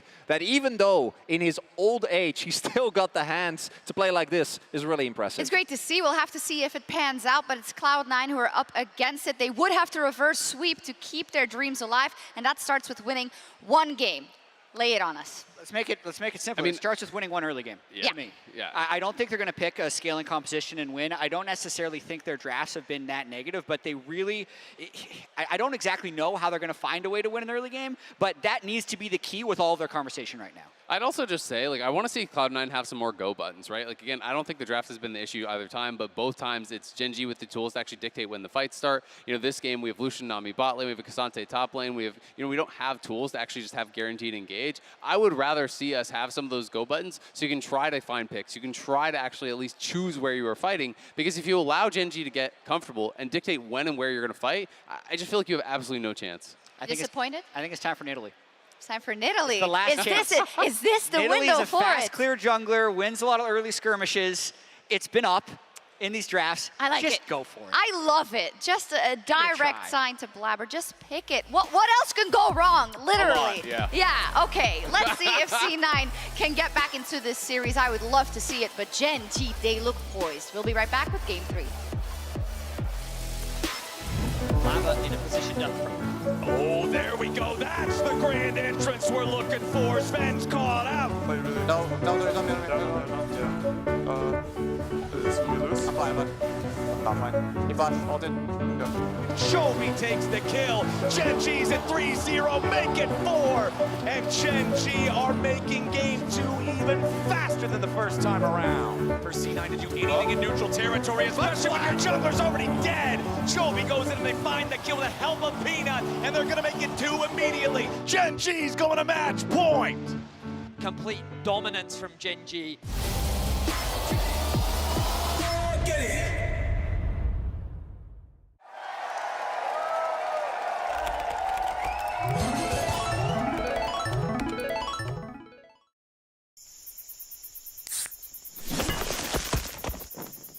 Red Bull gives you wings.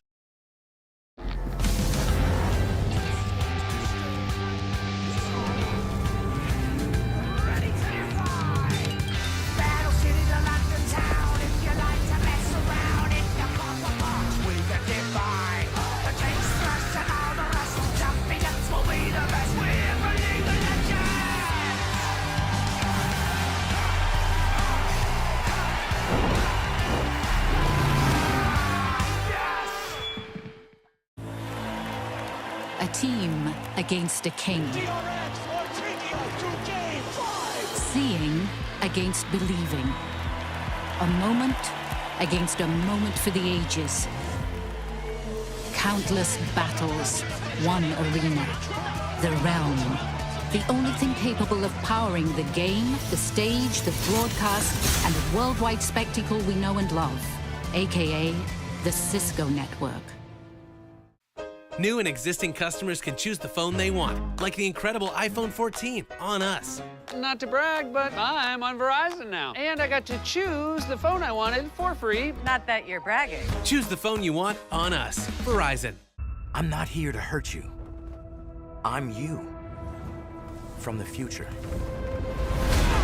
I don't know what happens in the future, but it's not up to you to fix the world all by yourself.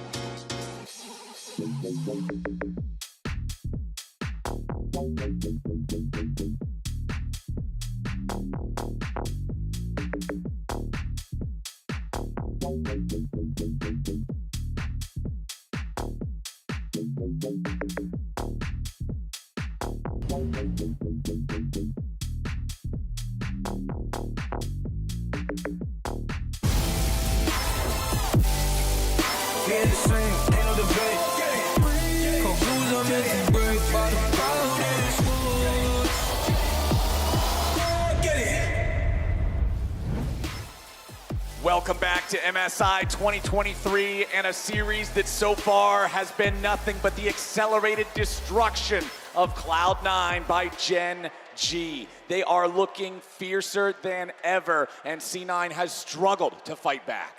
Yeah, I really hope we get to see something from Cloud9 because it's a little sad watching Gen G just slaughter them. And it's not even like, if it was T1, you know, you'd just be getting killed over and over and over again. But this is almost more painful because they're just like outsmarting you, right? They're just playing the map so much better. They're systematically deconstructing you in such a clinical way. 1647 was a blessing. In a way, yes.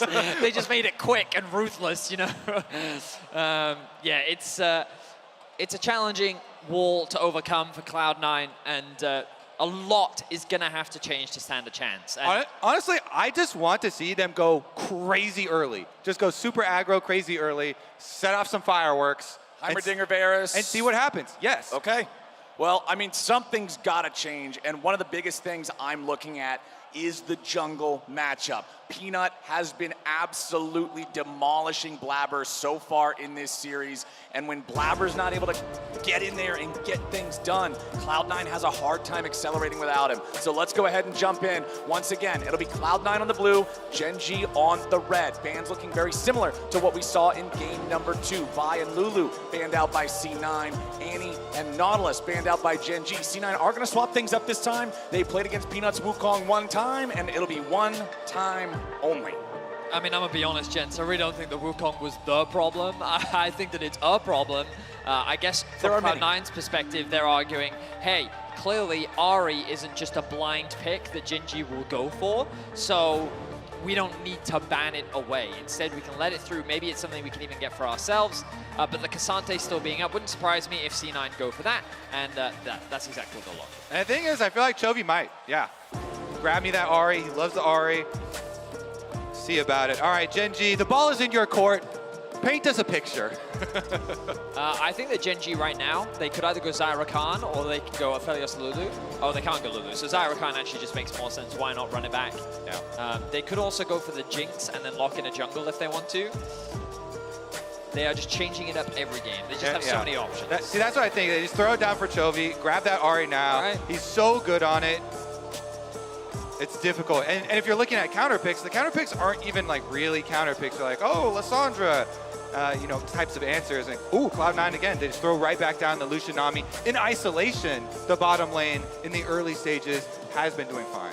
Yep, Lucian and Nami for Berserker and Sven, hoping to try to get some of that early power. They don't just want to play the scaling handshake of Aphelios versus Jinx. They want to try to make something else happen. Over on the side of Gen G, they're going to lock in Thresh, the extra protection power, along with the extra hook capabilities for the picks and the engages. That'll be what delight pilots here in Game 3. So if Gen G want to, they can actually start banning away other jungle options because Viego is still up. And I think that Cloud9 should consider looking to remove that.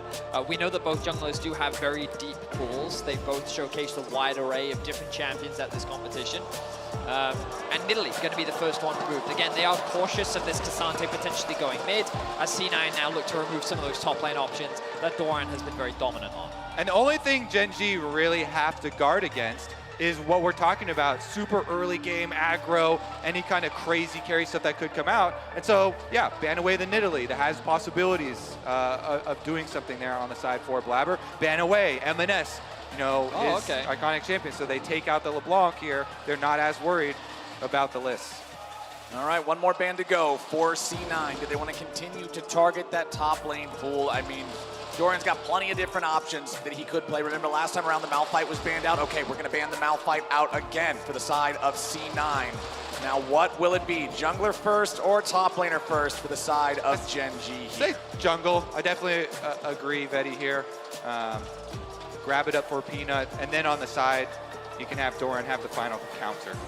They're looking like the Kha'Zix right now. I think both Kha'Zix and Viego are perfectly fine options. A lot of single target damage right now. Gen G is looking at some type of front line if they want to. Ornn was something that they showcased in the first game.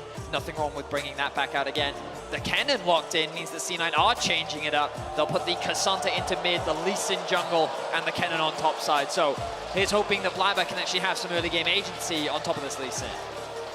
And the final pick of the draft for Gen G, it's the Gragas locked in for Doran. Scary, scary. Will we get finals Doran here on the Gragas? Gen G, now they're the ones with a mid jungle that looks very scary. Charm from Ahri here into some Kha'Zix play. We'll see if Blabber and MNS can counter. Man, the thing that's so scary about the single target damage of Kha'Zix and Ahri and champions like this, when combined with the Jinx, it's so easy to get excited. And Pays is the type of player. Remember, even though this guy's a rookie, this is a dude who is absolutely insane at League of Legends. He was the Spring Finals MVP in their 3-1 victory over T1, who was the first place LCK team during the regular split. This guy's nuts, and if he gets excited, he's taking over the fight. And with that win, with that MVP, he became the youngest bottom laner to ever win LCK.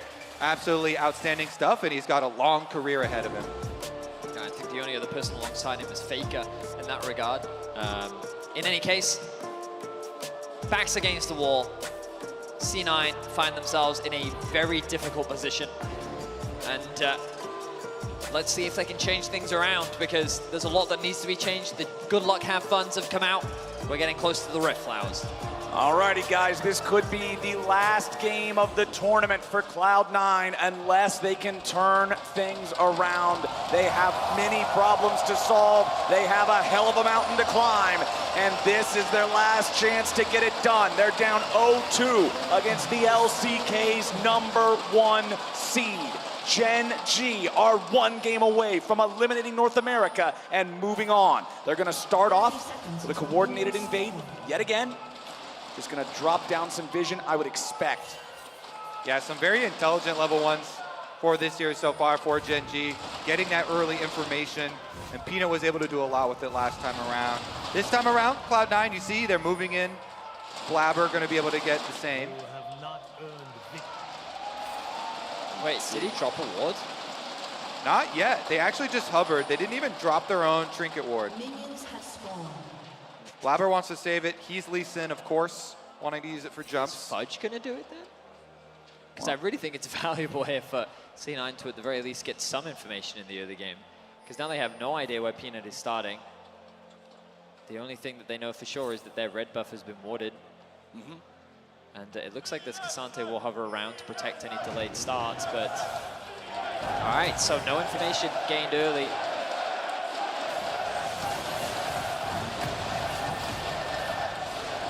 Those chants follow you guys everywhere, huh? Yeah, they really do. A little bit of trading back and forth here at level 1. Kind of in the story of bottom lane every single game so far. Neither one of these duos is afraid to get scrappy as soon as the minions collide down here in the bottom lane. Sven and Berserker trying to play this Lucian and Nami, trying to get early advantages, get an early edge here. But one of the big things that stopped them from being able to do so, I think, is just not getting Blabber involved in this bottom lane, not being able to find any plays with the rest of the team early on. Delight finds a play there on this Sven. Berserker finds a couple of auto attacks back in Delight. So right now, HP advantage over to Cloud9, but it's so very slight, and it's level 2 first for the side of Gen G. C9 backing up in time that they will not be engaged on just yet, but they are forced to wait underneath the turret. Yeah, they don't want to lose any summer spells early this time around because both junglers are starting top quadrant. We'll jungle down there. Oh, Peanut is actually looking for the tri-brush play onto Fudge, but Fudge put his ward, had a pre-existing ward here. Peanut finds it, gets his zombie ward. The Gragas has just had so much sustain in this lane. Yeah, you're going to lose out to push to Kennen range advantage, but you have so much sustain. Just keep CSing up here at your tower. Keep it in a safe spot. Peanut even comes over to clear up some of the vision. Vedius, where would you want to see Cloud9 focus here with some early jungle attention in this game if they were to switch things up and finally find one of these early games in their own favor against Gen G? I mean, I would say bot lane. If I was FLICKR, I would think about like a full clear bot side into early game, something like that. I think that obviously there's a lot of risk, but if you get a couple summoner spells out, it sets you up for another play later on. I think stacking a wave and then diving with the Kennen is also something you can do, but diving a Gragas is very difficult, especially this early on into the game, but perhaps something they can look into a little bit later is Fudge is doing pretty well in terms of gaining a CS advantage. Pace is going to go back to base. Blabber, ooh, that was close on there. And Blabber should know, yeah, you know, we saw the Kha'Zix take a couple seconds clear top Tri-Brush ward, so he knew he was a little bit ahead of Kha'Zix on clear. They come up, they fish around, doesn't really get anything out of it, and Peanut is able to stabilize and finish out towards his bottom side, but it should be a double Scuttle Crab.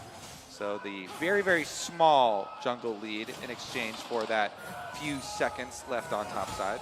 MNS also moving into the enemy jungle, dropping down the ward into the brush next to the Raptor pit of Gen G. Just again, trying to keep track of Peanut, trying to stop Gen G from getting this guy involved in some early kills. Fudge once more just going to be shoving up here in the top lane. But again, it's that sustain on the Gragas that's going to make it hard for Kennen to do anything past just getting these waves underneath the turret and forcing Gragas to be farming up underneath that turret. Back in mid, Chovy level 5, MNS level 5. Once Chovy hits level 6 in the Ahri, that's when I expect to see Gen G really starting to make some moves here around this guy. Well, Gen G don't have to be too crazy proactive. Like, things that they're going to look for is like back timings, windows to roam. And I imagine, I wouldn't be surprised to see them play through bot themselves. We saw a really nice dive from them in the last game. But stacked wave into 4-man bot, tried and true practice that we've seen pretty consistently throughout MSI and this year for many regions. Do you remember those turret changes that they made to make tower diving harder? And then they reverted those changes. Teams around the world are like, oh, cool. Well, MNS walking up here, forcing Chovy back. Peanut ready in case MNS just got a little bit too hyphy there in the mid lane, but with the Cassante backing away, Peanut just going to go back to farming his own camps. You can see level 6 hit first for Doran and the Gragas up there in the top lane.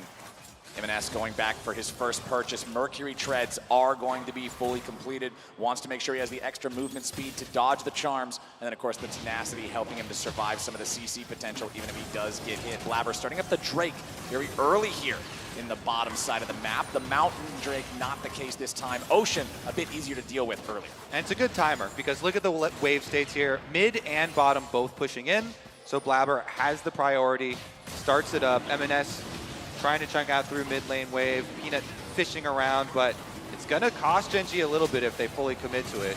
Well, we're going to have a smite fight over this, it looks like. Secured by Blabber, but now Berserker's got to be careful. He's at half HP. MNS going to rotate down to the fight first, but Chovy's got the level 6. Keep your eyes on the Ahri. Can he land a charm? Can he find some damage? Gen G still hanging around. Low health on Berserker. Blabber also a little bit compromised here. MNS now taking some damage too. Chovy jumps in. Unstoppable, but it doesn't matter. The Cassante's already down, and Sven's caught next. Chovy grabs the kill, and Blabber has to take the blast cone away. Gen G, they wait patiently, and they strike true. In a game of chicken, Gen G hold their nerve, and at just the right moment, they walk away with first blood and an extra kill to boot. Doran gets very low. Fudge, will he threaten to dive? It looks like for now he will not. But Gen G, oh, Doran, you need to be careful. Fudge going in, Doran, nice body slam, flashes away, back underneath the turret, survives with just what had to be 20 health. The Thundering Shuriken!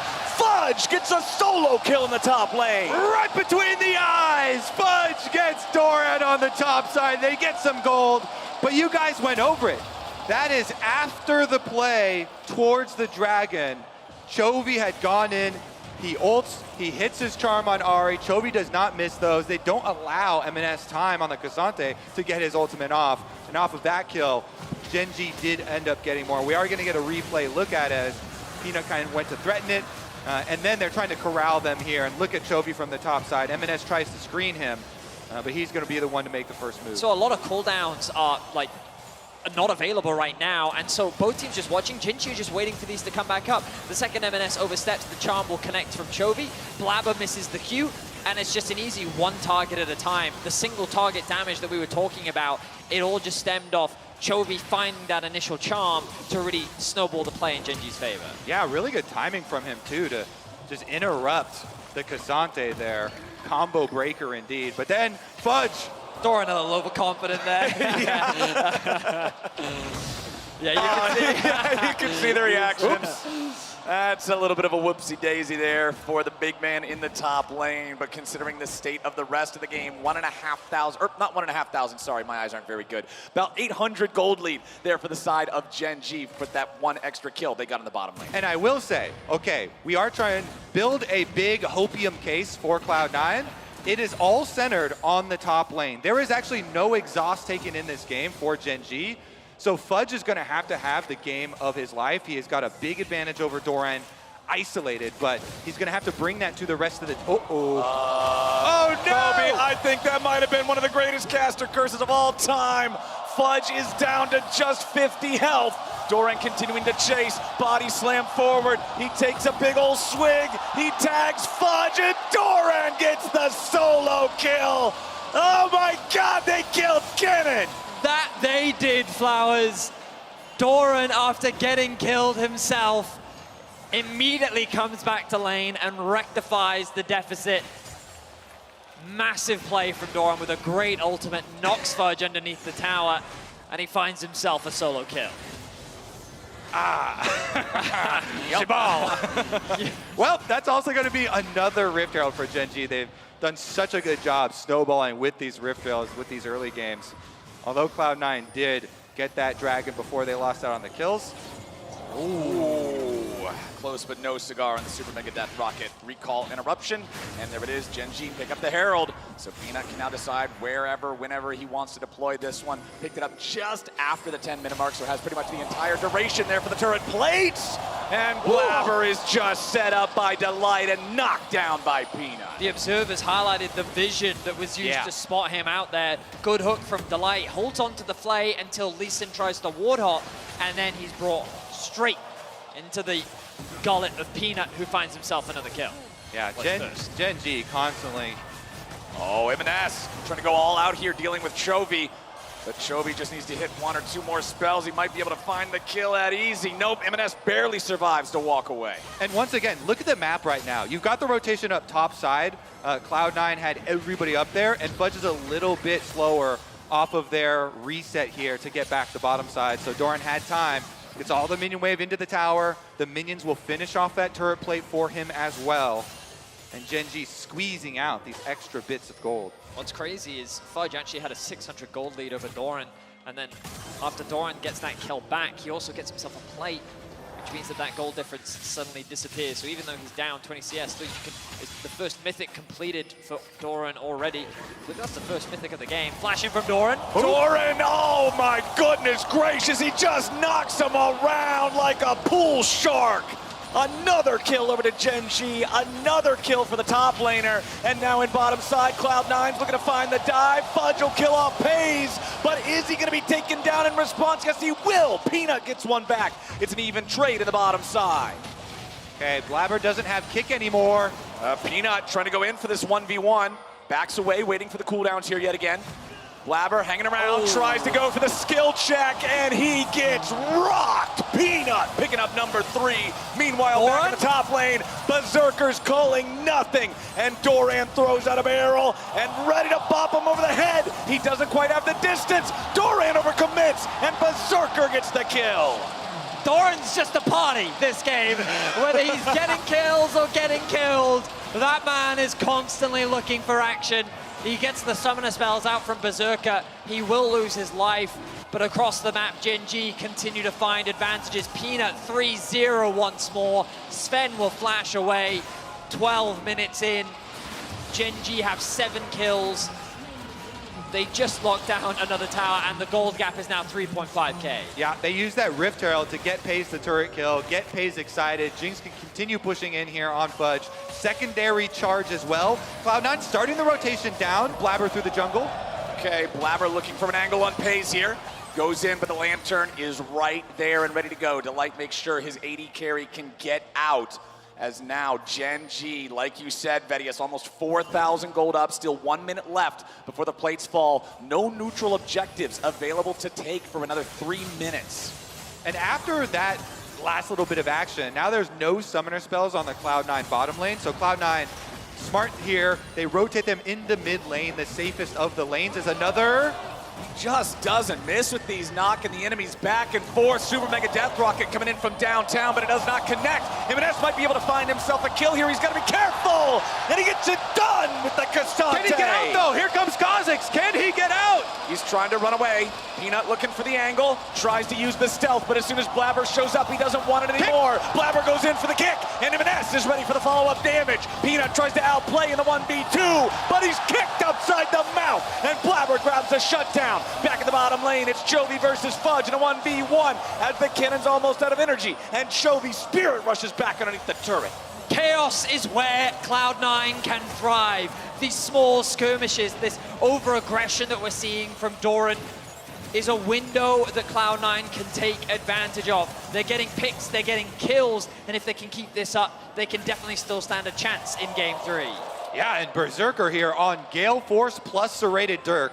Those ults do a lot of damage here. Nami and Lucian trying to exert their will on the control ward is Pays, but sees the Nami ult and will get out. The mid lane swap here though to get them control, and Cloud9 even bring MNS up to try and bully that down and get themselves an objective. We got 82 gold in the top lane.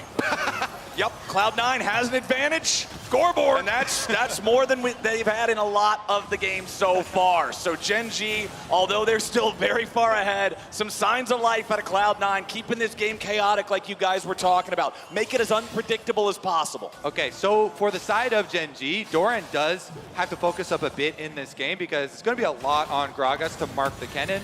As we said before, they don't have an exhaust on Gen G to fall back on for these team fights. If Fudge does find a really good angle, you know, with his flash, with his proto belt up, then they're going to rely on Doran and Delight peeling on marking that cannon, trying to stop him from getting in. I mean, Chovy even on this Ahri can do a good job of it too with the ult plus charm. Will face check into MNS. Blabber following down here as well, seeing if they might be able to follow this up, but as soon as Peanut's also available, it's no shot, no chance. Chovy grabs the kill on the enemy jungler, and now MNS has to try to escape. Chovy still following up. Peanut not quite enough damage to finish off MNS, but with the victory in the 2v2, Gen G can move forward and continue stealing away these resources, taking away the jungle camps, and pressuring Cloud9. Pays going to pick up the enemy red buff. He's got Delight right next to him. They're putting down the vision. They're taking everything. Naturally, as Cloud9, you would believe that Chovy's made a mistake there, but the only reason why he's face-checking is because he knows that Peanut is right behind him, and this Kha'Zix Ahri duo is a mid-jungle duo you can't afford to underestimate. Not only does Chovy have the bounty with 2 kills on his head, he's got 183 CS at 16 minutes. He's Chovying. I just love when he said it's Chovin time and Chovy'd all over them. Yeah. Yep, it's the Chovy Ahri, man. It's so scary. And MNS once again just eating some skill shots down here in bottom lane. Man, it is so difficult for Cloud9 to just try to stop this bleeding at all. As soon as there is an opportunity for Gen G, they are immediately seizing it every chance they get. Blabber into the Rift Herald pit at least, looking to secure this neutral objective for the side of Cloud9. As MNS moves forward to stop the back of the enemy mid, Delight forced to flash away by the Berserker culling.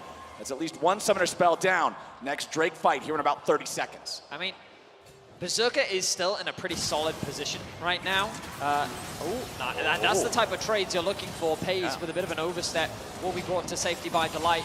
With the Herald, C9 should be able to secure this objective, and the Dragon spawns in 20 seconds, which means that they have an avenue in. Chovy's coming for a flank. Ahri coming up through the jungle. Cloud9 just going to go forward. They look for the dive instead. They find the kill on Delight, but now they got to be careful. Pays is only about 1/3 HP. TP's coming in from both top laners. C9 looking to disengage as Chovy finds the lockdown on the enemy jungler, and Blabber's going to be taken low, but it's Berserker taken down. Peanut grabbing the kill on that one as MNS is in the middle of 4. 1v4. He cannot win, and Chovy goes on a killing spree with 2 dead on the side of Cloud9, and only Delight still looking at black and white on the side of Gen G. Chovy still ready to to go and find some more. Charm of the wall hits the target, and there's the follow-up from Doran. Gen.G play like a machine, and Fudge is looking to break the cogs. He goes in and finds one kill. Now he's gonna grab the second, but Chovy fires back and picks up Blabber and Sven. Now, what can Chovy do? He'll just take the tier 1 turret and walk on back. Oh, this game at least has a lot more excitement in it. More kills thrown down. Fudge trying to keep those hopes for Cloud9 alive. He goes back in even as Chovy is prowling around the outside, hunting Cloud9 members down in their own jungle between turrets. Fudge makes the counterplay. He tries to fight their way out of the destruction of that turret. Here's where it all started. Cloud9, Herald play right up the middle, but I called it out on the mini-map. Chovy was coming really early for the flank, so as Cloud9, they get their chase down, they get the kill on the tower. It's the teleport plus the Ahri flank. He comes in, he ults, he gets the combo onto Blabber, forces the flash, while Peanut and Pays have alone time with Berserker, and once Berserker's down, MNS then finds himself inside the entirety of Gen.G. We're back to action. Chovy getting caught out here by Berserker and Blabber, but he gets away. The flash to escape the range of the calling, and the Gen.G mid laner lives to see another day. C9 just got Chovied once again. The man is 5-0-2, yet to die this game. And this is the downside for Cloud9.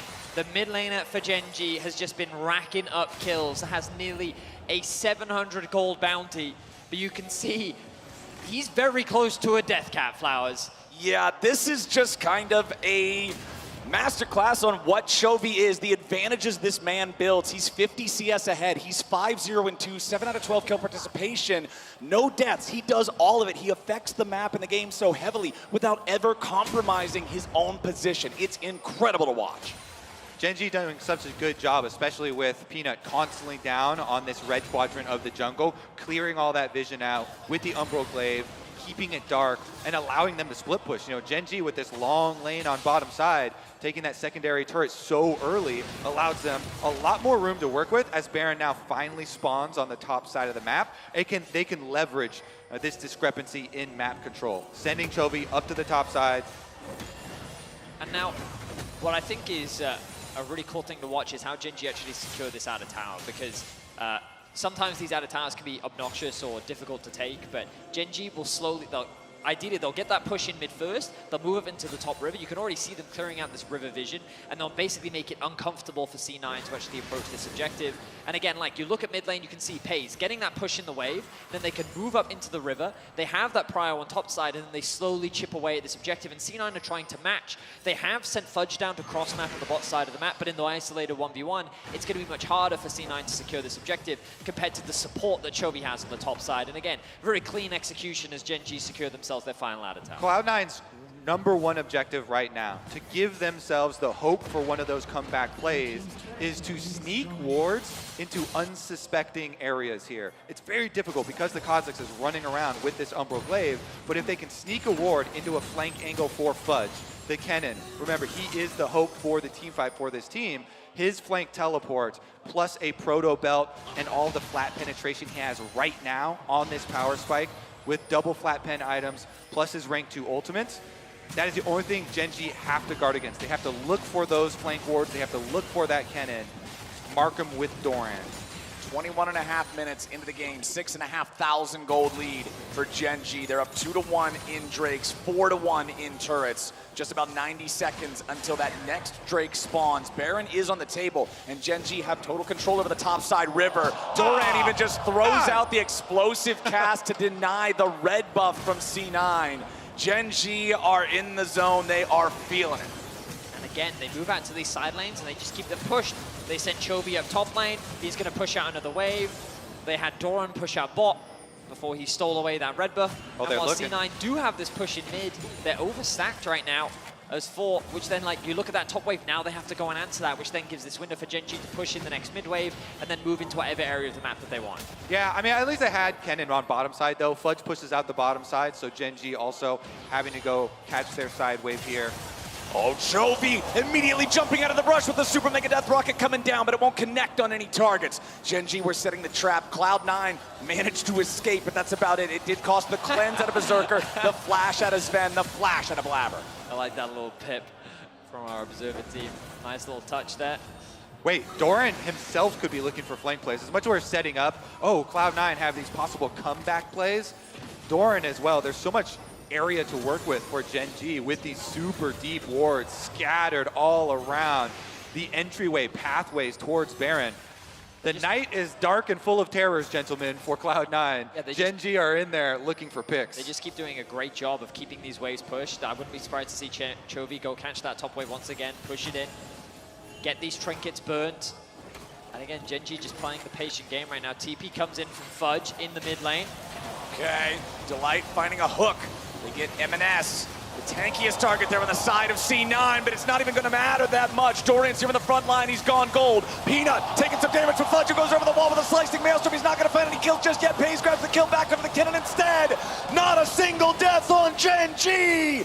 That was Cloud9's try, and it wasn't good enough. Such a great flash from Fudge. Chovy's looking for more. Chovy wants Berserker. He nearly gets him. He does get him. It's a clean ace for Gen G. Execution once again. 5 dead for Cloud9, 5 alive for Gen G. 24 minutes in, the Baron will be theirs, and it feels like that this series is done and dusted. Clean ace, absolute wipe here.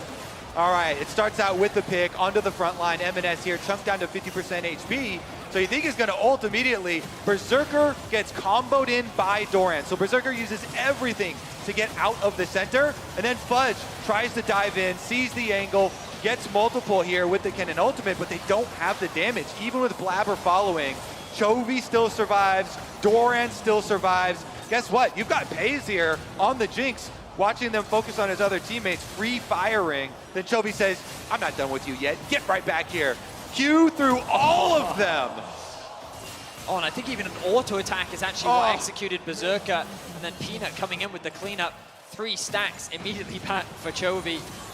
Just absolutely systematic destruction, and props to Doran in the middle of that fight. He saw the cannon flash over the wall, turns around, ease onto him, provides that extra bit of CC to buy time for Gen G to turn the fight around. 11k is the gold gap now as Gen G make their way towards the base of C9. Yeah, he both made the pick onto Berserker and then went back to go peel. And now Gen G, they're wearing purple and they're coming to destroy towers.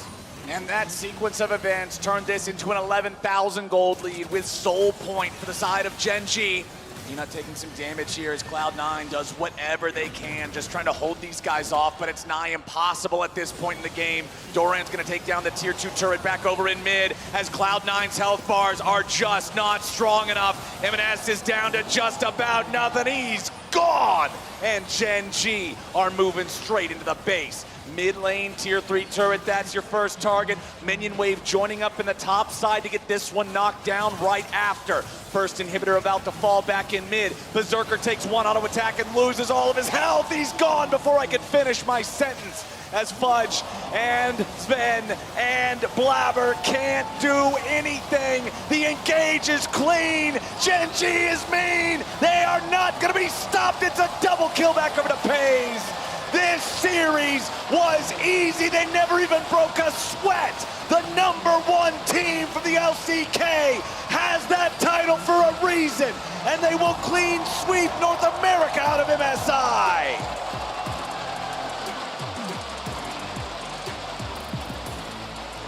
A deathless game for Chovy. A more chaotic game from what we've seen during this series. And what seemed like promising opportunities for C9 were very quickly shut down, largely off the back of that man in the mid lane. Gen G, absolute dominance here today at MSI. All 3 games, take a bow, well deserved. Incredible showing from the LCK #1 seed. They will move on in the tournament. Their next match will be up against BLG. Cloud9's run ends here. As a diehard North American fan, I am sadder than hell, but I'm not gonna act even for a minute like that series was close. Gen G was the better team today in every measurable metric.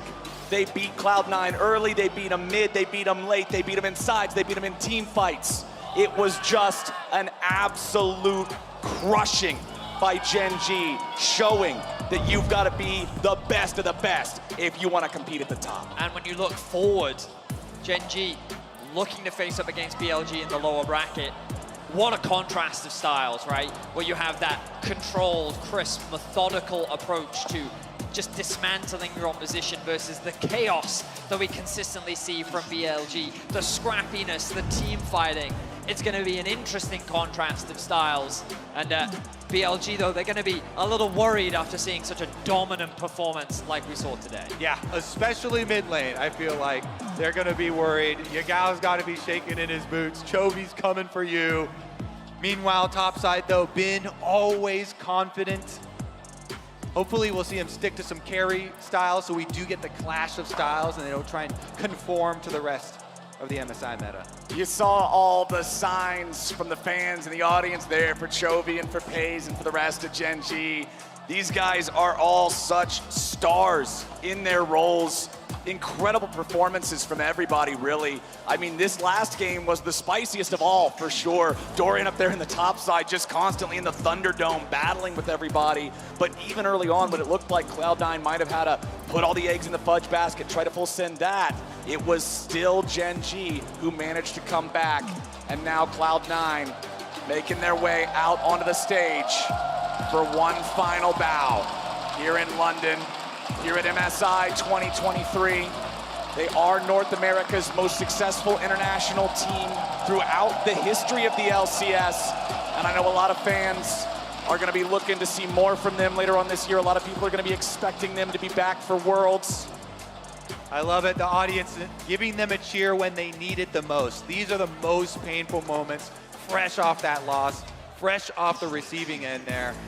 Crowd lets them know they still have their support. I mean, the West is far behind, and there's going to be a lot of growth needed between now and Worlds, and obviously the expectations are going to be that Korea and China are very firmly sitting at the top of the table. Now the battle becomes between the LPL and the LCK. Who is the top dog? For a long time, LPL have dominated. LCK have obviously been able to fight back in recent history, especially when we look back to last year where it was really just Korea sitting at the top of the table. And it's exciting to see what will happen in the future. Here we go, Peanut with the player of this series. Very deserved, if I don't say so myself. Absolute domination from him. From start to finish, his performance in the early game was spectacular. He completely shut down Blabber. His presence on the map was fantastic. He knew exactly where to be, when to be there, and how to execute. And huge props to Peanut. Obviously a player that, depending on the meta, different people have different opinions on his level of performance, but definitely a strong showing. And it feels like that he's got plenty of comfort picks here at this MSI. Such a long hit, rich history here with this player in competitive play. Love to see the longevity of his career as well. And not just, it's one thing to play for a long time, but to play at this level for that long, to be the guy who can just come into the series and say, yeah, I'm the X factor. Whether he was leading the way, whether he was just getting minor advantages for the team through vision and pathing, or whether he was perfectly shadowing his other laners to make sure things like the Ahri face checking into the tri-brush is actually just, it's not a mistake at all. That's just a good play. It was a lot of fun to watch. It shows you how jungle should be played. Certainly is.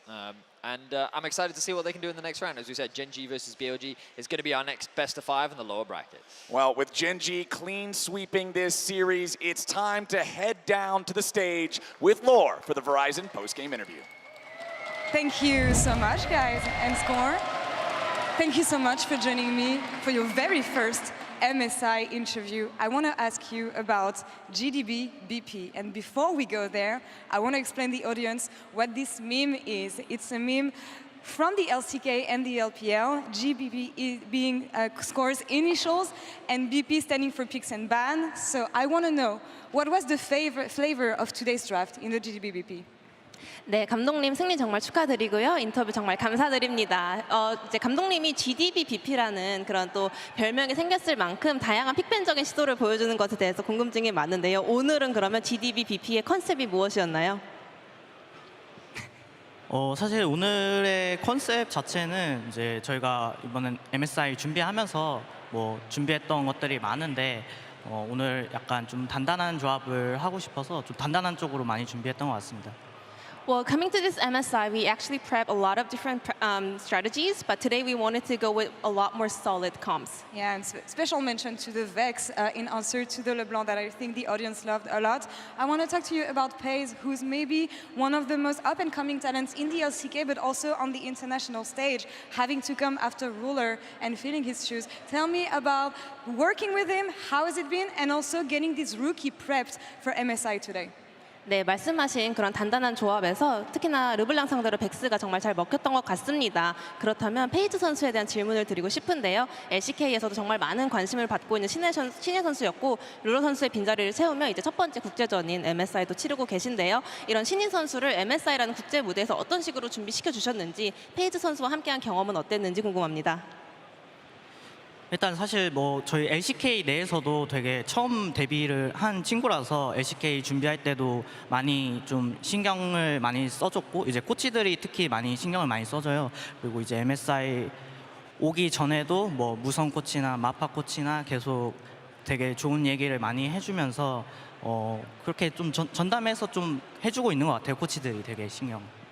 Yeah, I mean, Paze had his rookie season in the LCK as well, so we paid a lot of attention to him to take care of him. So especially the coaching staff, they were always giving him a lot of comments and advices, especially coming into this MSI, our coach Musong and Mafa, they were just like paying attention to Paze all the time, giving all the advices they can give for him. And I'm really happy to hear this because it echoes to all the achievements Gen.G achieved ever since you joined the team. So much success on their side. How do you reflect on your achievements as a coach since you joined the team?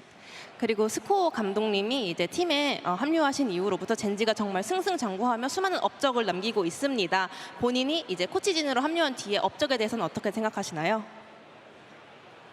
이제 되게 운이 많이 좋았다고 생각해요. 이제 제가 사실 군대를 한번 갔었는데 이제 돌아올 때 되게 좋은 기회라고 생각해서 이제 저희 단장님이 이지훈 단장님이 이렇게 선택 제안을 해줬을 때 너무 좋은 기회라서 꼭 하겠다 이런 식으로 얘기를 했고 이제 선수들과 이제 코치진이 너무 다 잘하는 친구들이라서 좀 되게 수월하게 좀 성적을 잘 낸 것 같습니다. 네. I mean, I got really lucky, you know. After I finished my military service, I got this offer from Gen.G's GM, Ji-hoon, and I was like, this is a great opportunity for me. So I told him, I'm gonna take it no matter what. And ever since I joined, you know, just Gen.G already had fantastic lineup of players and coaching staff, so we were able to accomplish so many things. And we're really happy to have you on your very first MSI experience. Last question for you, JDG T1 tomorrow. Who takes it and what is gonna be the score? 그렇다면 이제 내일 경기에 대한 예측 부탁드립니다. 징동대 T1인데요. 어떻게 보고 계신가요? 저는 사실 T1이 이길 거라고 예상합니다. 네. I think T1 will win. All right, we'll see about this tomorrow's score. 축하드립니다. 인터뷰 감사합니다. Jisun, thank you so much for the translation and being on stage with me as always. Sharks, back to you in cooldown. Thank you so much. Just a cheeky little, I think T1 will win. Welcome everyone to MSI Cooldown with me and my besties. Two of my besties though are kind of sad. I'm very sad. Are you like still sad or, you know? I'm okay. Azelle was telling me he's used to it, so. Yeah, I mean, let's be honest. The series was so one-sided that I never really got the hope that much. In this Okay, one. yeah. When it's closer, like in some of the other series, they hurt more because you had more hope, right? Like it was against BLG, even though they got 3-0'd, it was very back and forth. You could see how they could win all the games. In this one, it was just Gen.G were a wall, and they were just not even touching. Actually, do you want a chronicler? Do you Well, want to that guy him? I think that maybe we put all of them, the entirety of Gen.G, over here. Because I think today they really showed. Got him. And I also think it's really nice of them. Jet was complaining a little bit, you know, after game 2 that it was not fun enough. And I think that in the final game, you know, Gen.G had a little bit more fun. Dorian tried his best for us. He did. He really did. Yeah. I think actually we might want to change player of the series because. Wait, what? The entertainment factor. Now, okay, Like literally, Gen.G, they did win the LCK. We can't forget that. Just because they're in the losers bracket, they were completely dominant today. You got to see them hopefully at their best. I hope that wasn't them at their worst, but I do expect them actually to be pretty big favorites going into the next round and still challenge to win MSI. So incredibly clean and not in the least in the mid lane, and every second counts, and thanks to the reliable Cisco network, Chovy said it's Chovying time, and Chovy'd all over C9 with the charm, and the charm, and the charm, and it just keeps on going. Yeah, Chovy, his dominance in early game skirmishes is something that Gen G relies on so much, and specifically the way that him and Peanut have been able to snowball this entire series is remarkable, right? And particularly on his Ahri, the level of dominance that he has, if I'm right from the top of my head, is 22 and 5 right now on the pick, right? Ever since the rework, he has been using this champion to completely dominate team fights. Yeah, he used every dash, it felt like, to perfection. He always kept getting more. He'd use like 2 at the start of the fight, get an assist. Almost always surprised people with how far he could cover a team fight. But then on top of that, like in all of these fights, he's over 10 CS per minute. So he's always rich, he's always farming, and then he's also getting a bunch of kills and assists. Well, I mean, it's just fun seeing someone who's like a true master of a champion, you know, like how they create the lead and then what they can do once they have the lead. Because we got to see him in those early skirmishes when it was more on even keel, he's still dominating. And then when he's like 6,000 gold ahead of M&S, he's just taking 1v3s. Like, he can do whatever he wants. Also, if you're wondering about that Chovying all over them, actually comes because yesterday we were talking to Atlas and Chronicler. What is it, Atlas's birthday, about when you have to cast LCK Challenger, I believe? LCK Challengers is, of course, if you've done some research into the page, if you've listened, that's where he came from. And there is one day in Challengers that has 3 best of 3s in a row that you cast. And one day it went to 10 hours of broadcast, and Atlas and me were understandably pretty loopy. And there was just one person, no, I don't think we were. And there was one person in Twitch chat that just made a joke about a player called Sponge, and me and Atlas just giggled and laughed for about a minute and a half. Okay. And not a sensible word was said and that's after all that. we're going to say. Yeah. Speaking of LCK Challengers, Pays, I saw today, was an article online about how his mom hired like a tutor and is helping every day. I mean, asking for a friend. Do you think for a League of Legends tutor? Do you think they also work in UNNA? Just asking for a friend. I mean, they might. It's like, I know you're kind of saying it as a joke, but it's interesting because it is kind of like the evolution of sport. When you look towards traditional sports, how training methods, you know, advance and advance and advance, and like athletes of the past are completely surpassed by, you know, current day athletes. So, I mean, I wouldn't be shocked if in some of these regions, if you think your kid has talent, call in an ex-pro, call in a coach, and actually just try to get that development. I mean, you can't say it hasn't worked for Pace. They're so good. Like, the difference is just so apparent. This tournament, I hope it can change in 4 months. My hopes are not extremely high, but they are just so good. It's not 3-20 was the record combined between LEC and LCS versus LPL and LCK. I mean, if you look at our bracket, that's why we end up with what we end up with, which is LPL versus LCK to decide MSI. And I think that's kind of cool because you say it, we couldn't muster up anything between the LEC and the LCS. In fact, you know what? The games might actually turn out better now that we're both out. And I, for one, I'm excited about that. No flame to like the other teams, but you weren't good enough. These teams are, and I'm really, really hoping that we get these good series now, every single one that we see. The next 4 series of League of Legends could be some of the best League of Legends ever.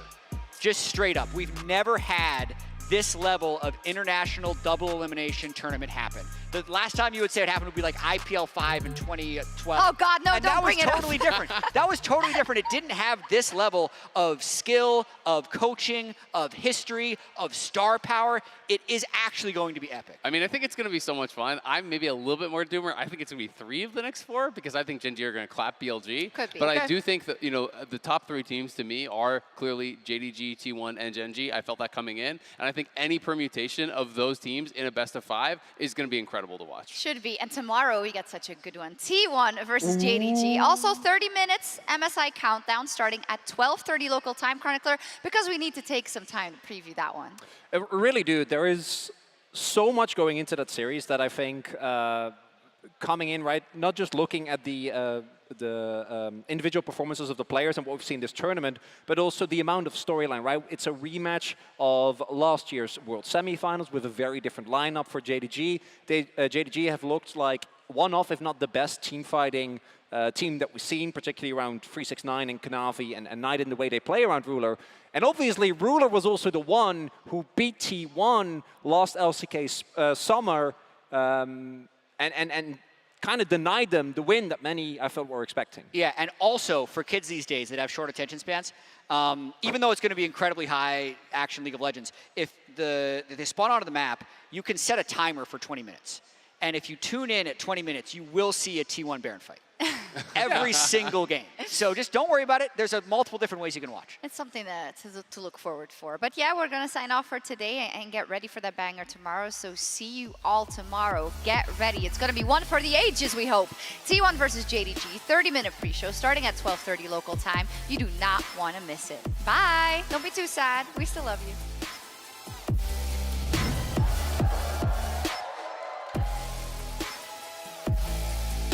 Like to see if he can find a rocket grab. And Sven pulled in the damage, finding its way onto the Cloud9 support, but he stays alive! Berserker's got pays! Berserker's got paid! Pays' ultimate is really what swung in favor of Gen.G. The hook connects. Sven, what are you doing there? But Blabber's already been engaged on by the entirety of Gen.G. Plunges into the back line, but the damage is already poured in, and Cloud9's lost 2 men! They lose the jungle, they lose the AD carry, they lose the top laner, they lose the turret! They've lost everything! Blabber in a position to... Oh, there we go. That's the grand entrance we're looking for. Sven's called out. No, there's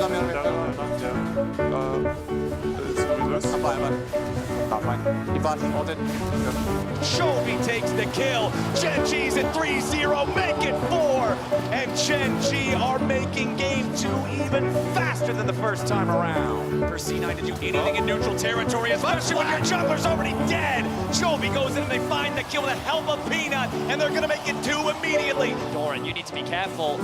Fudge coming in, Doran, nice body slam, flashes away underneath the turret, survives with just what had to be 20 health. Shuriken! Fudge gets a solo kill in the top lane, right between the eyes. Doran continuing to chase, body slam forward. He takes a big old swing. He tags Fudge, and Doran gets the solo kill. Oh my God, they killed Kenneth. 1v4, he cannot win. First inhibitor about to fall back in mid. Berserker takes 1 auto attack and loses all of his health. He's gone before I can finish my sentence, as Fudge and Sven and Blabber can't do anything. Gen.G is mean. This series was easy. They never even broke a sweat. The #1 team from the LCK has that title for a reason.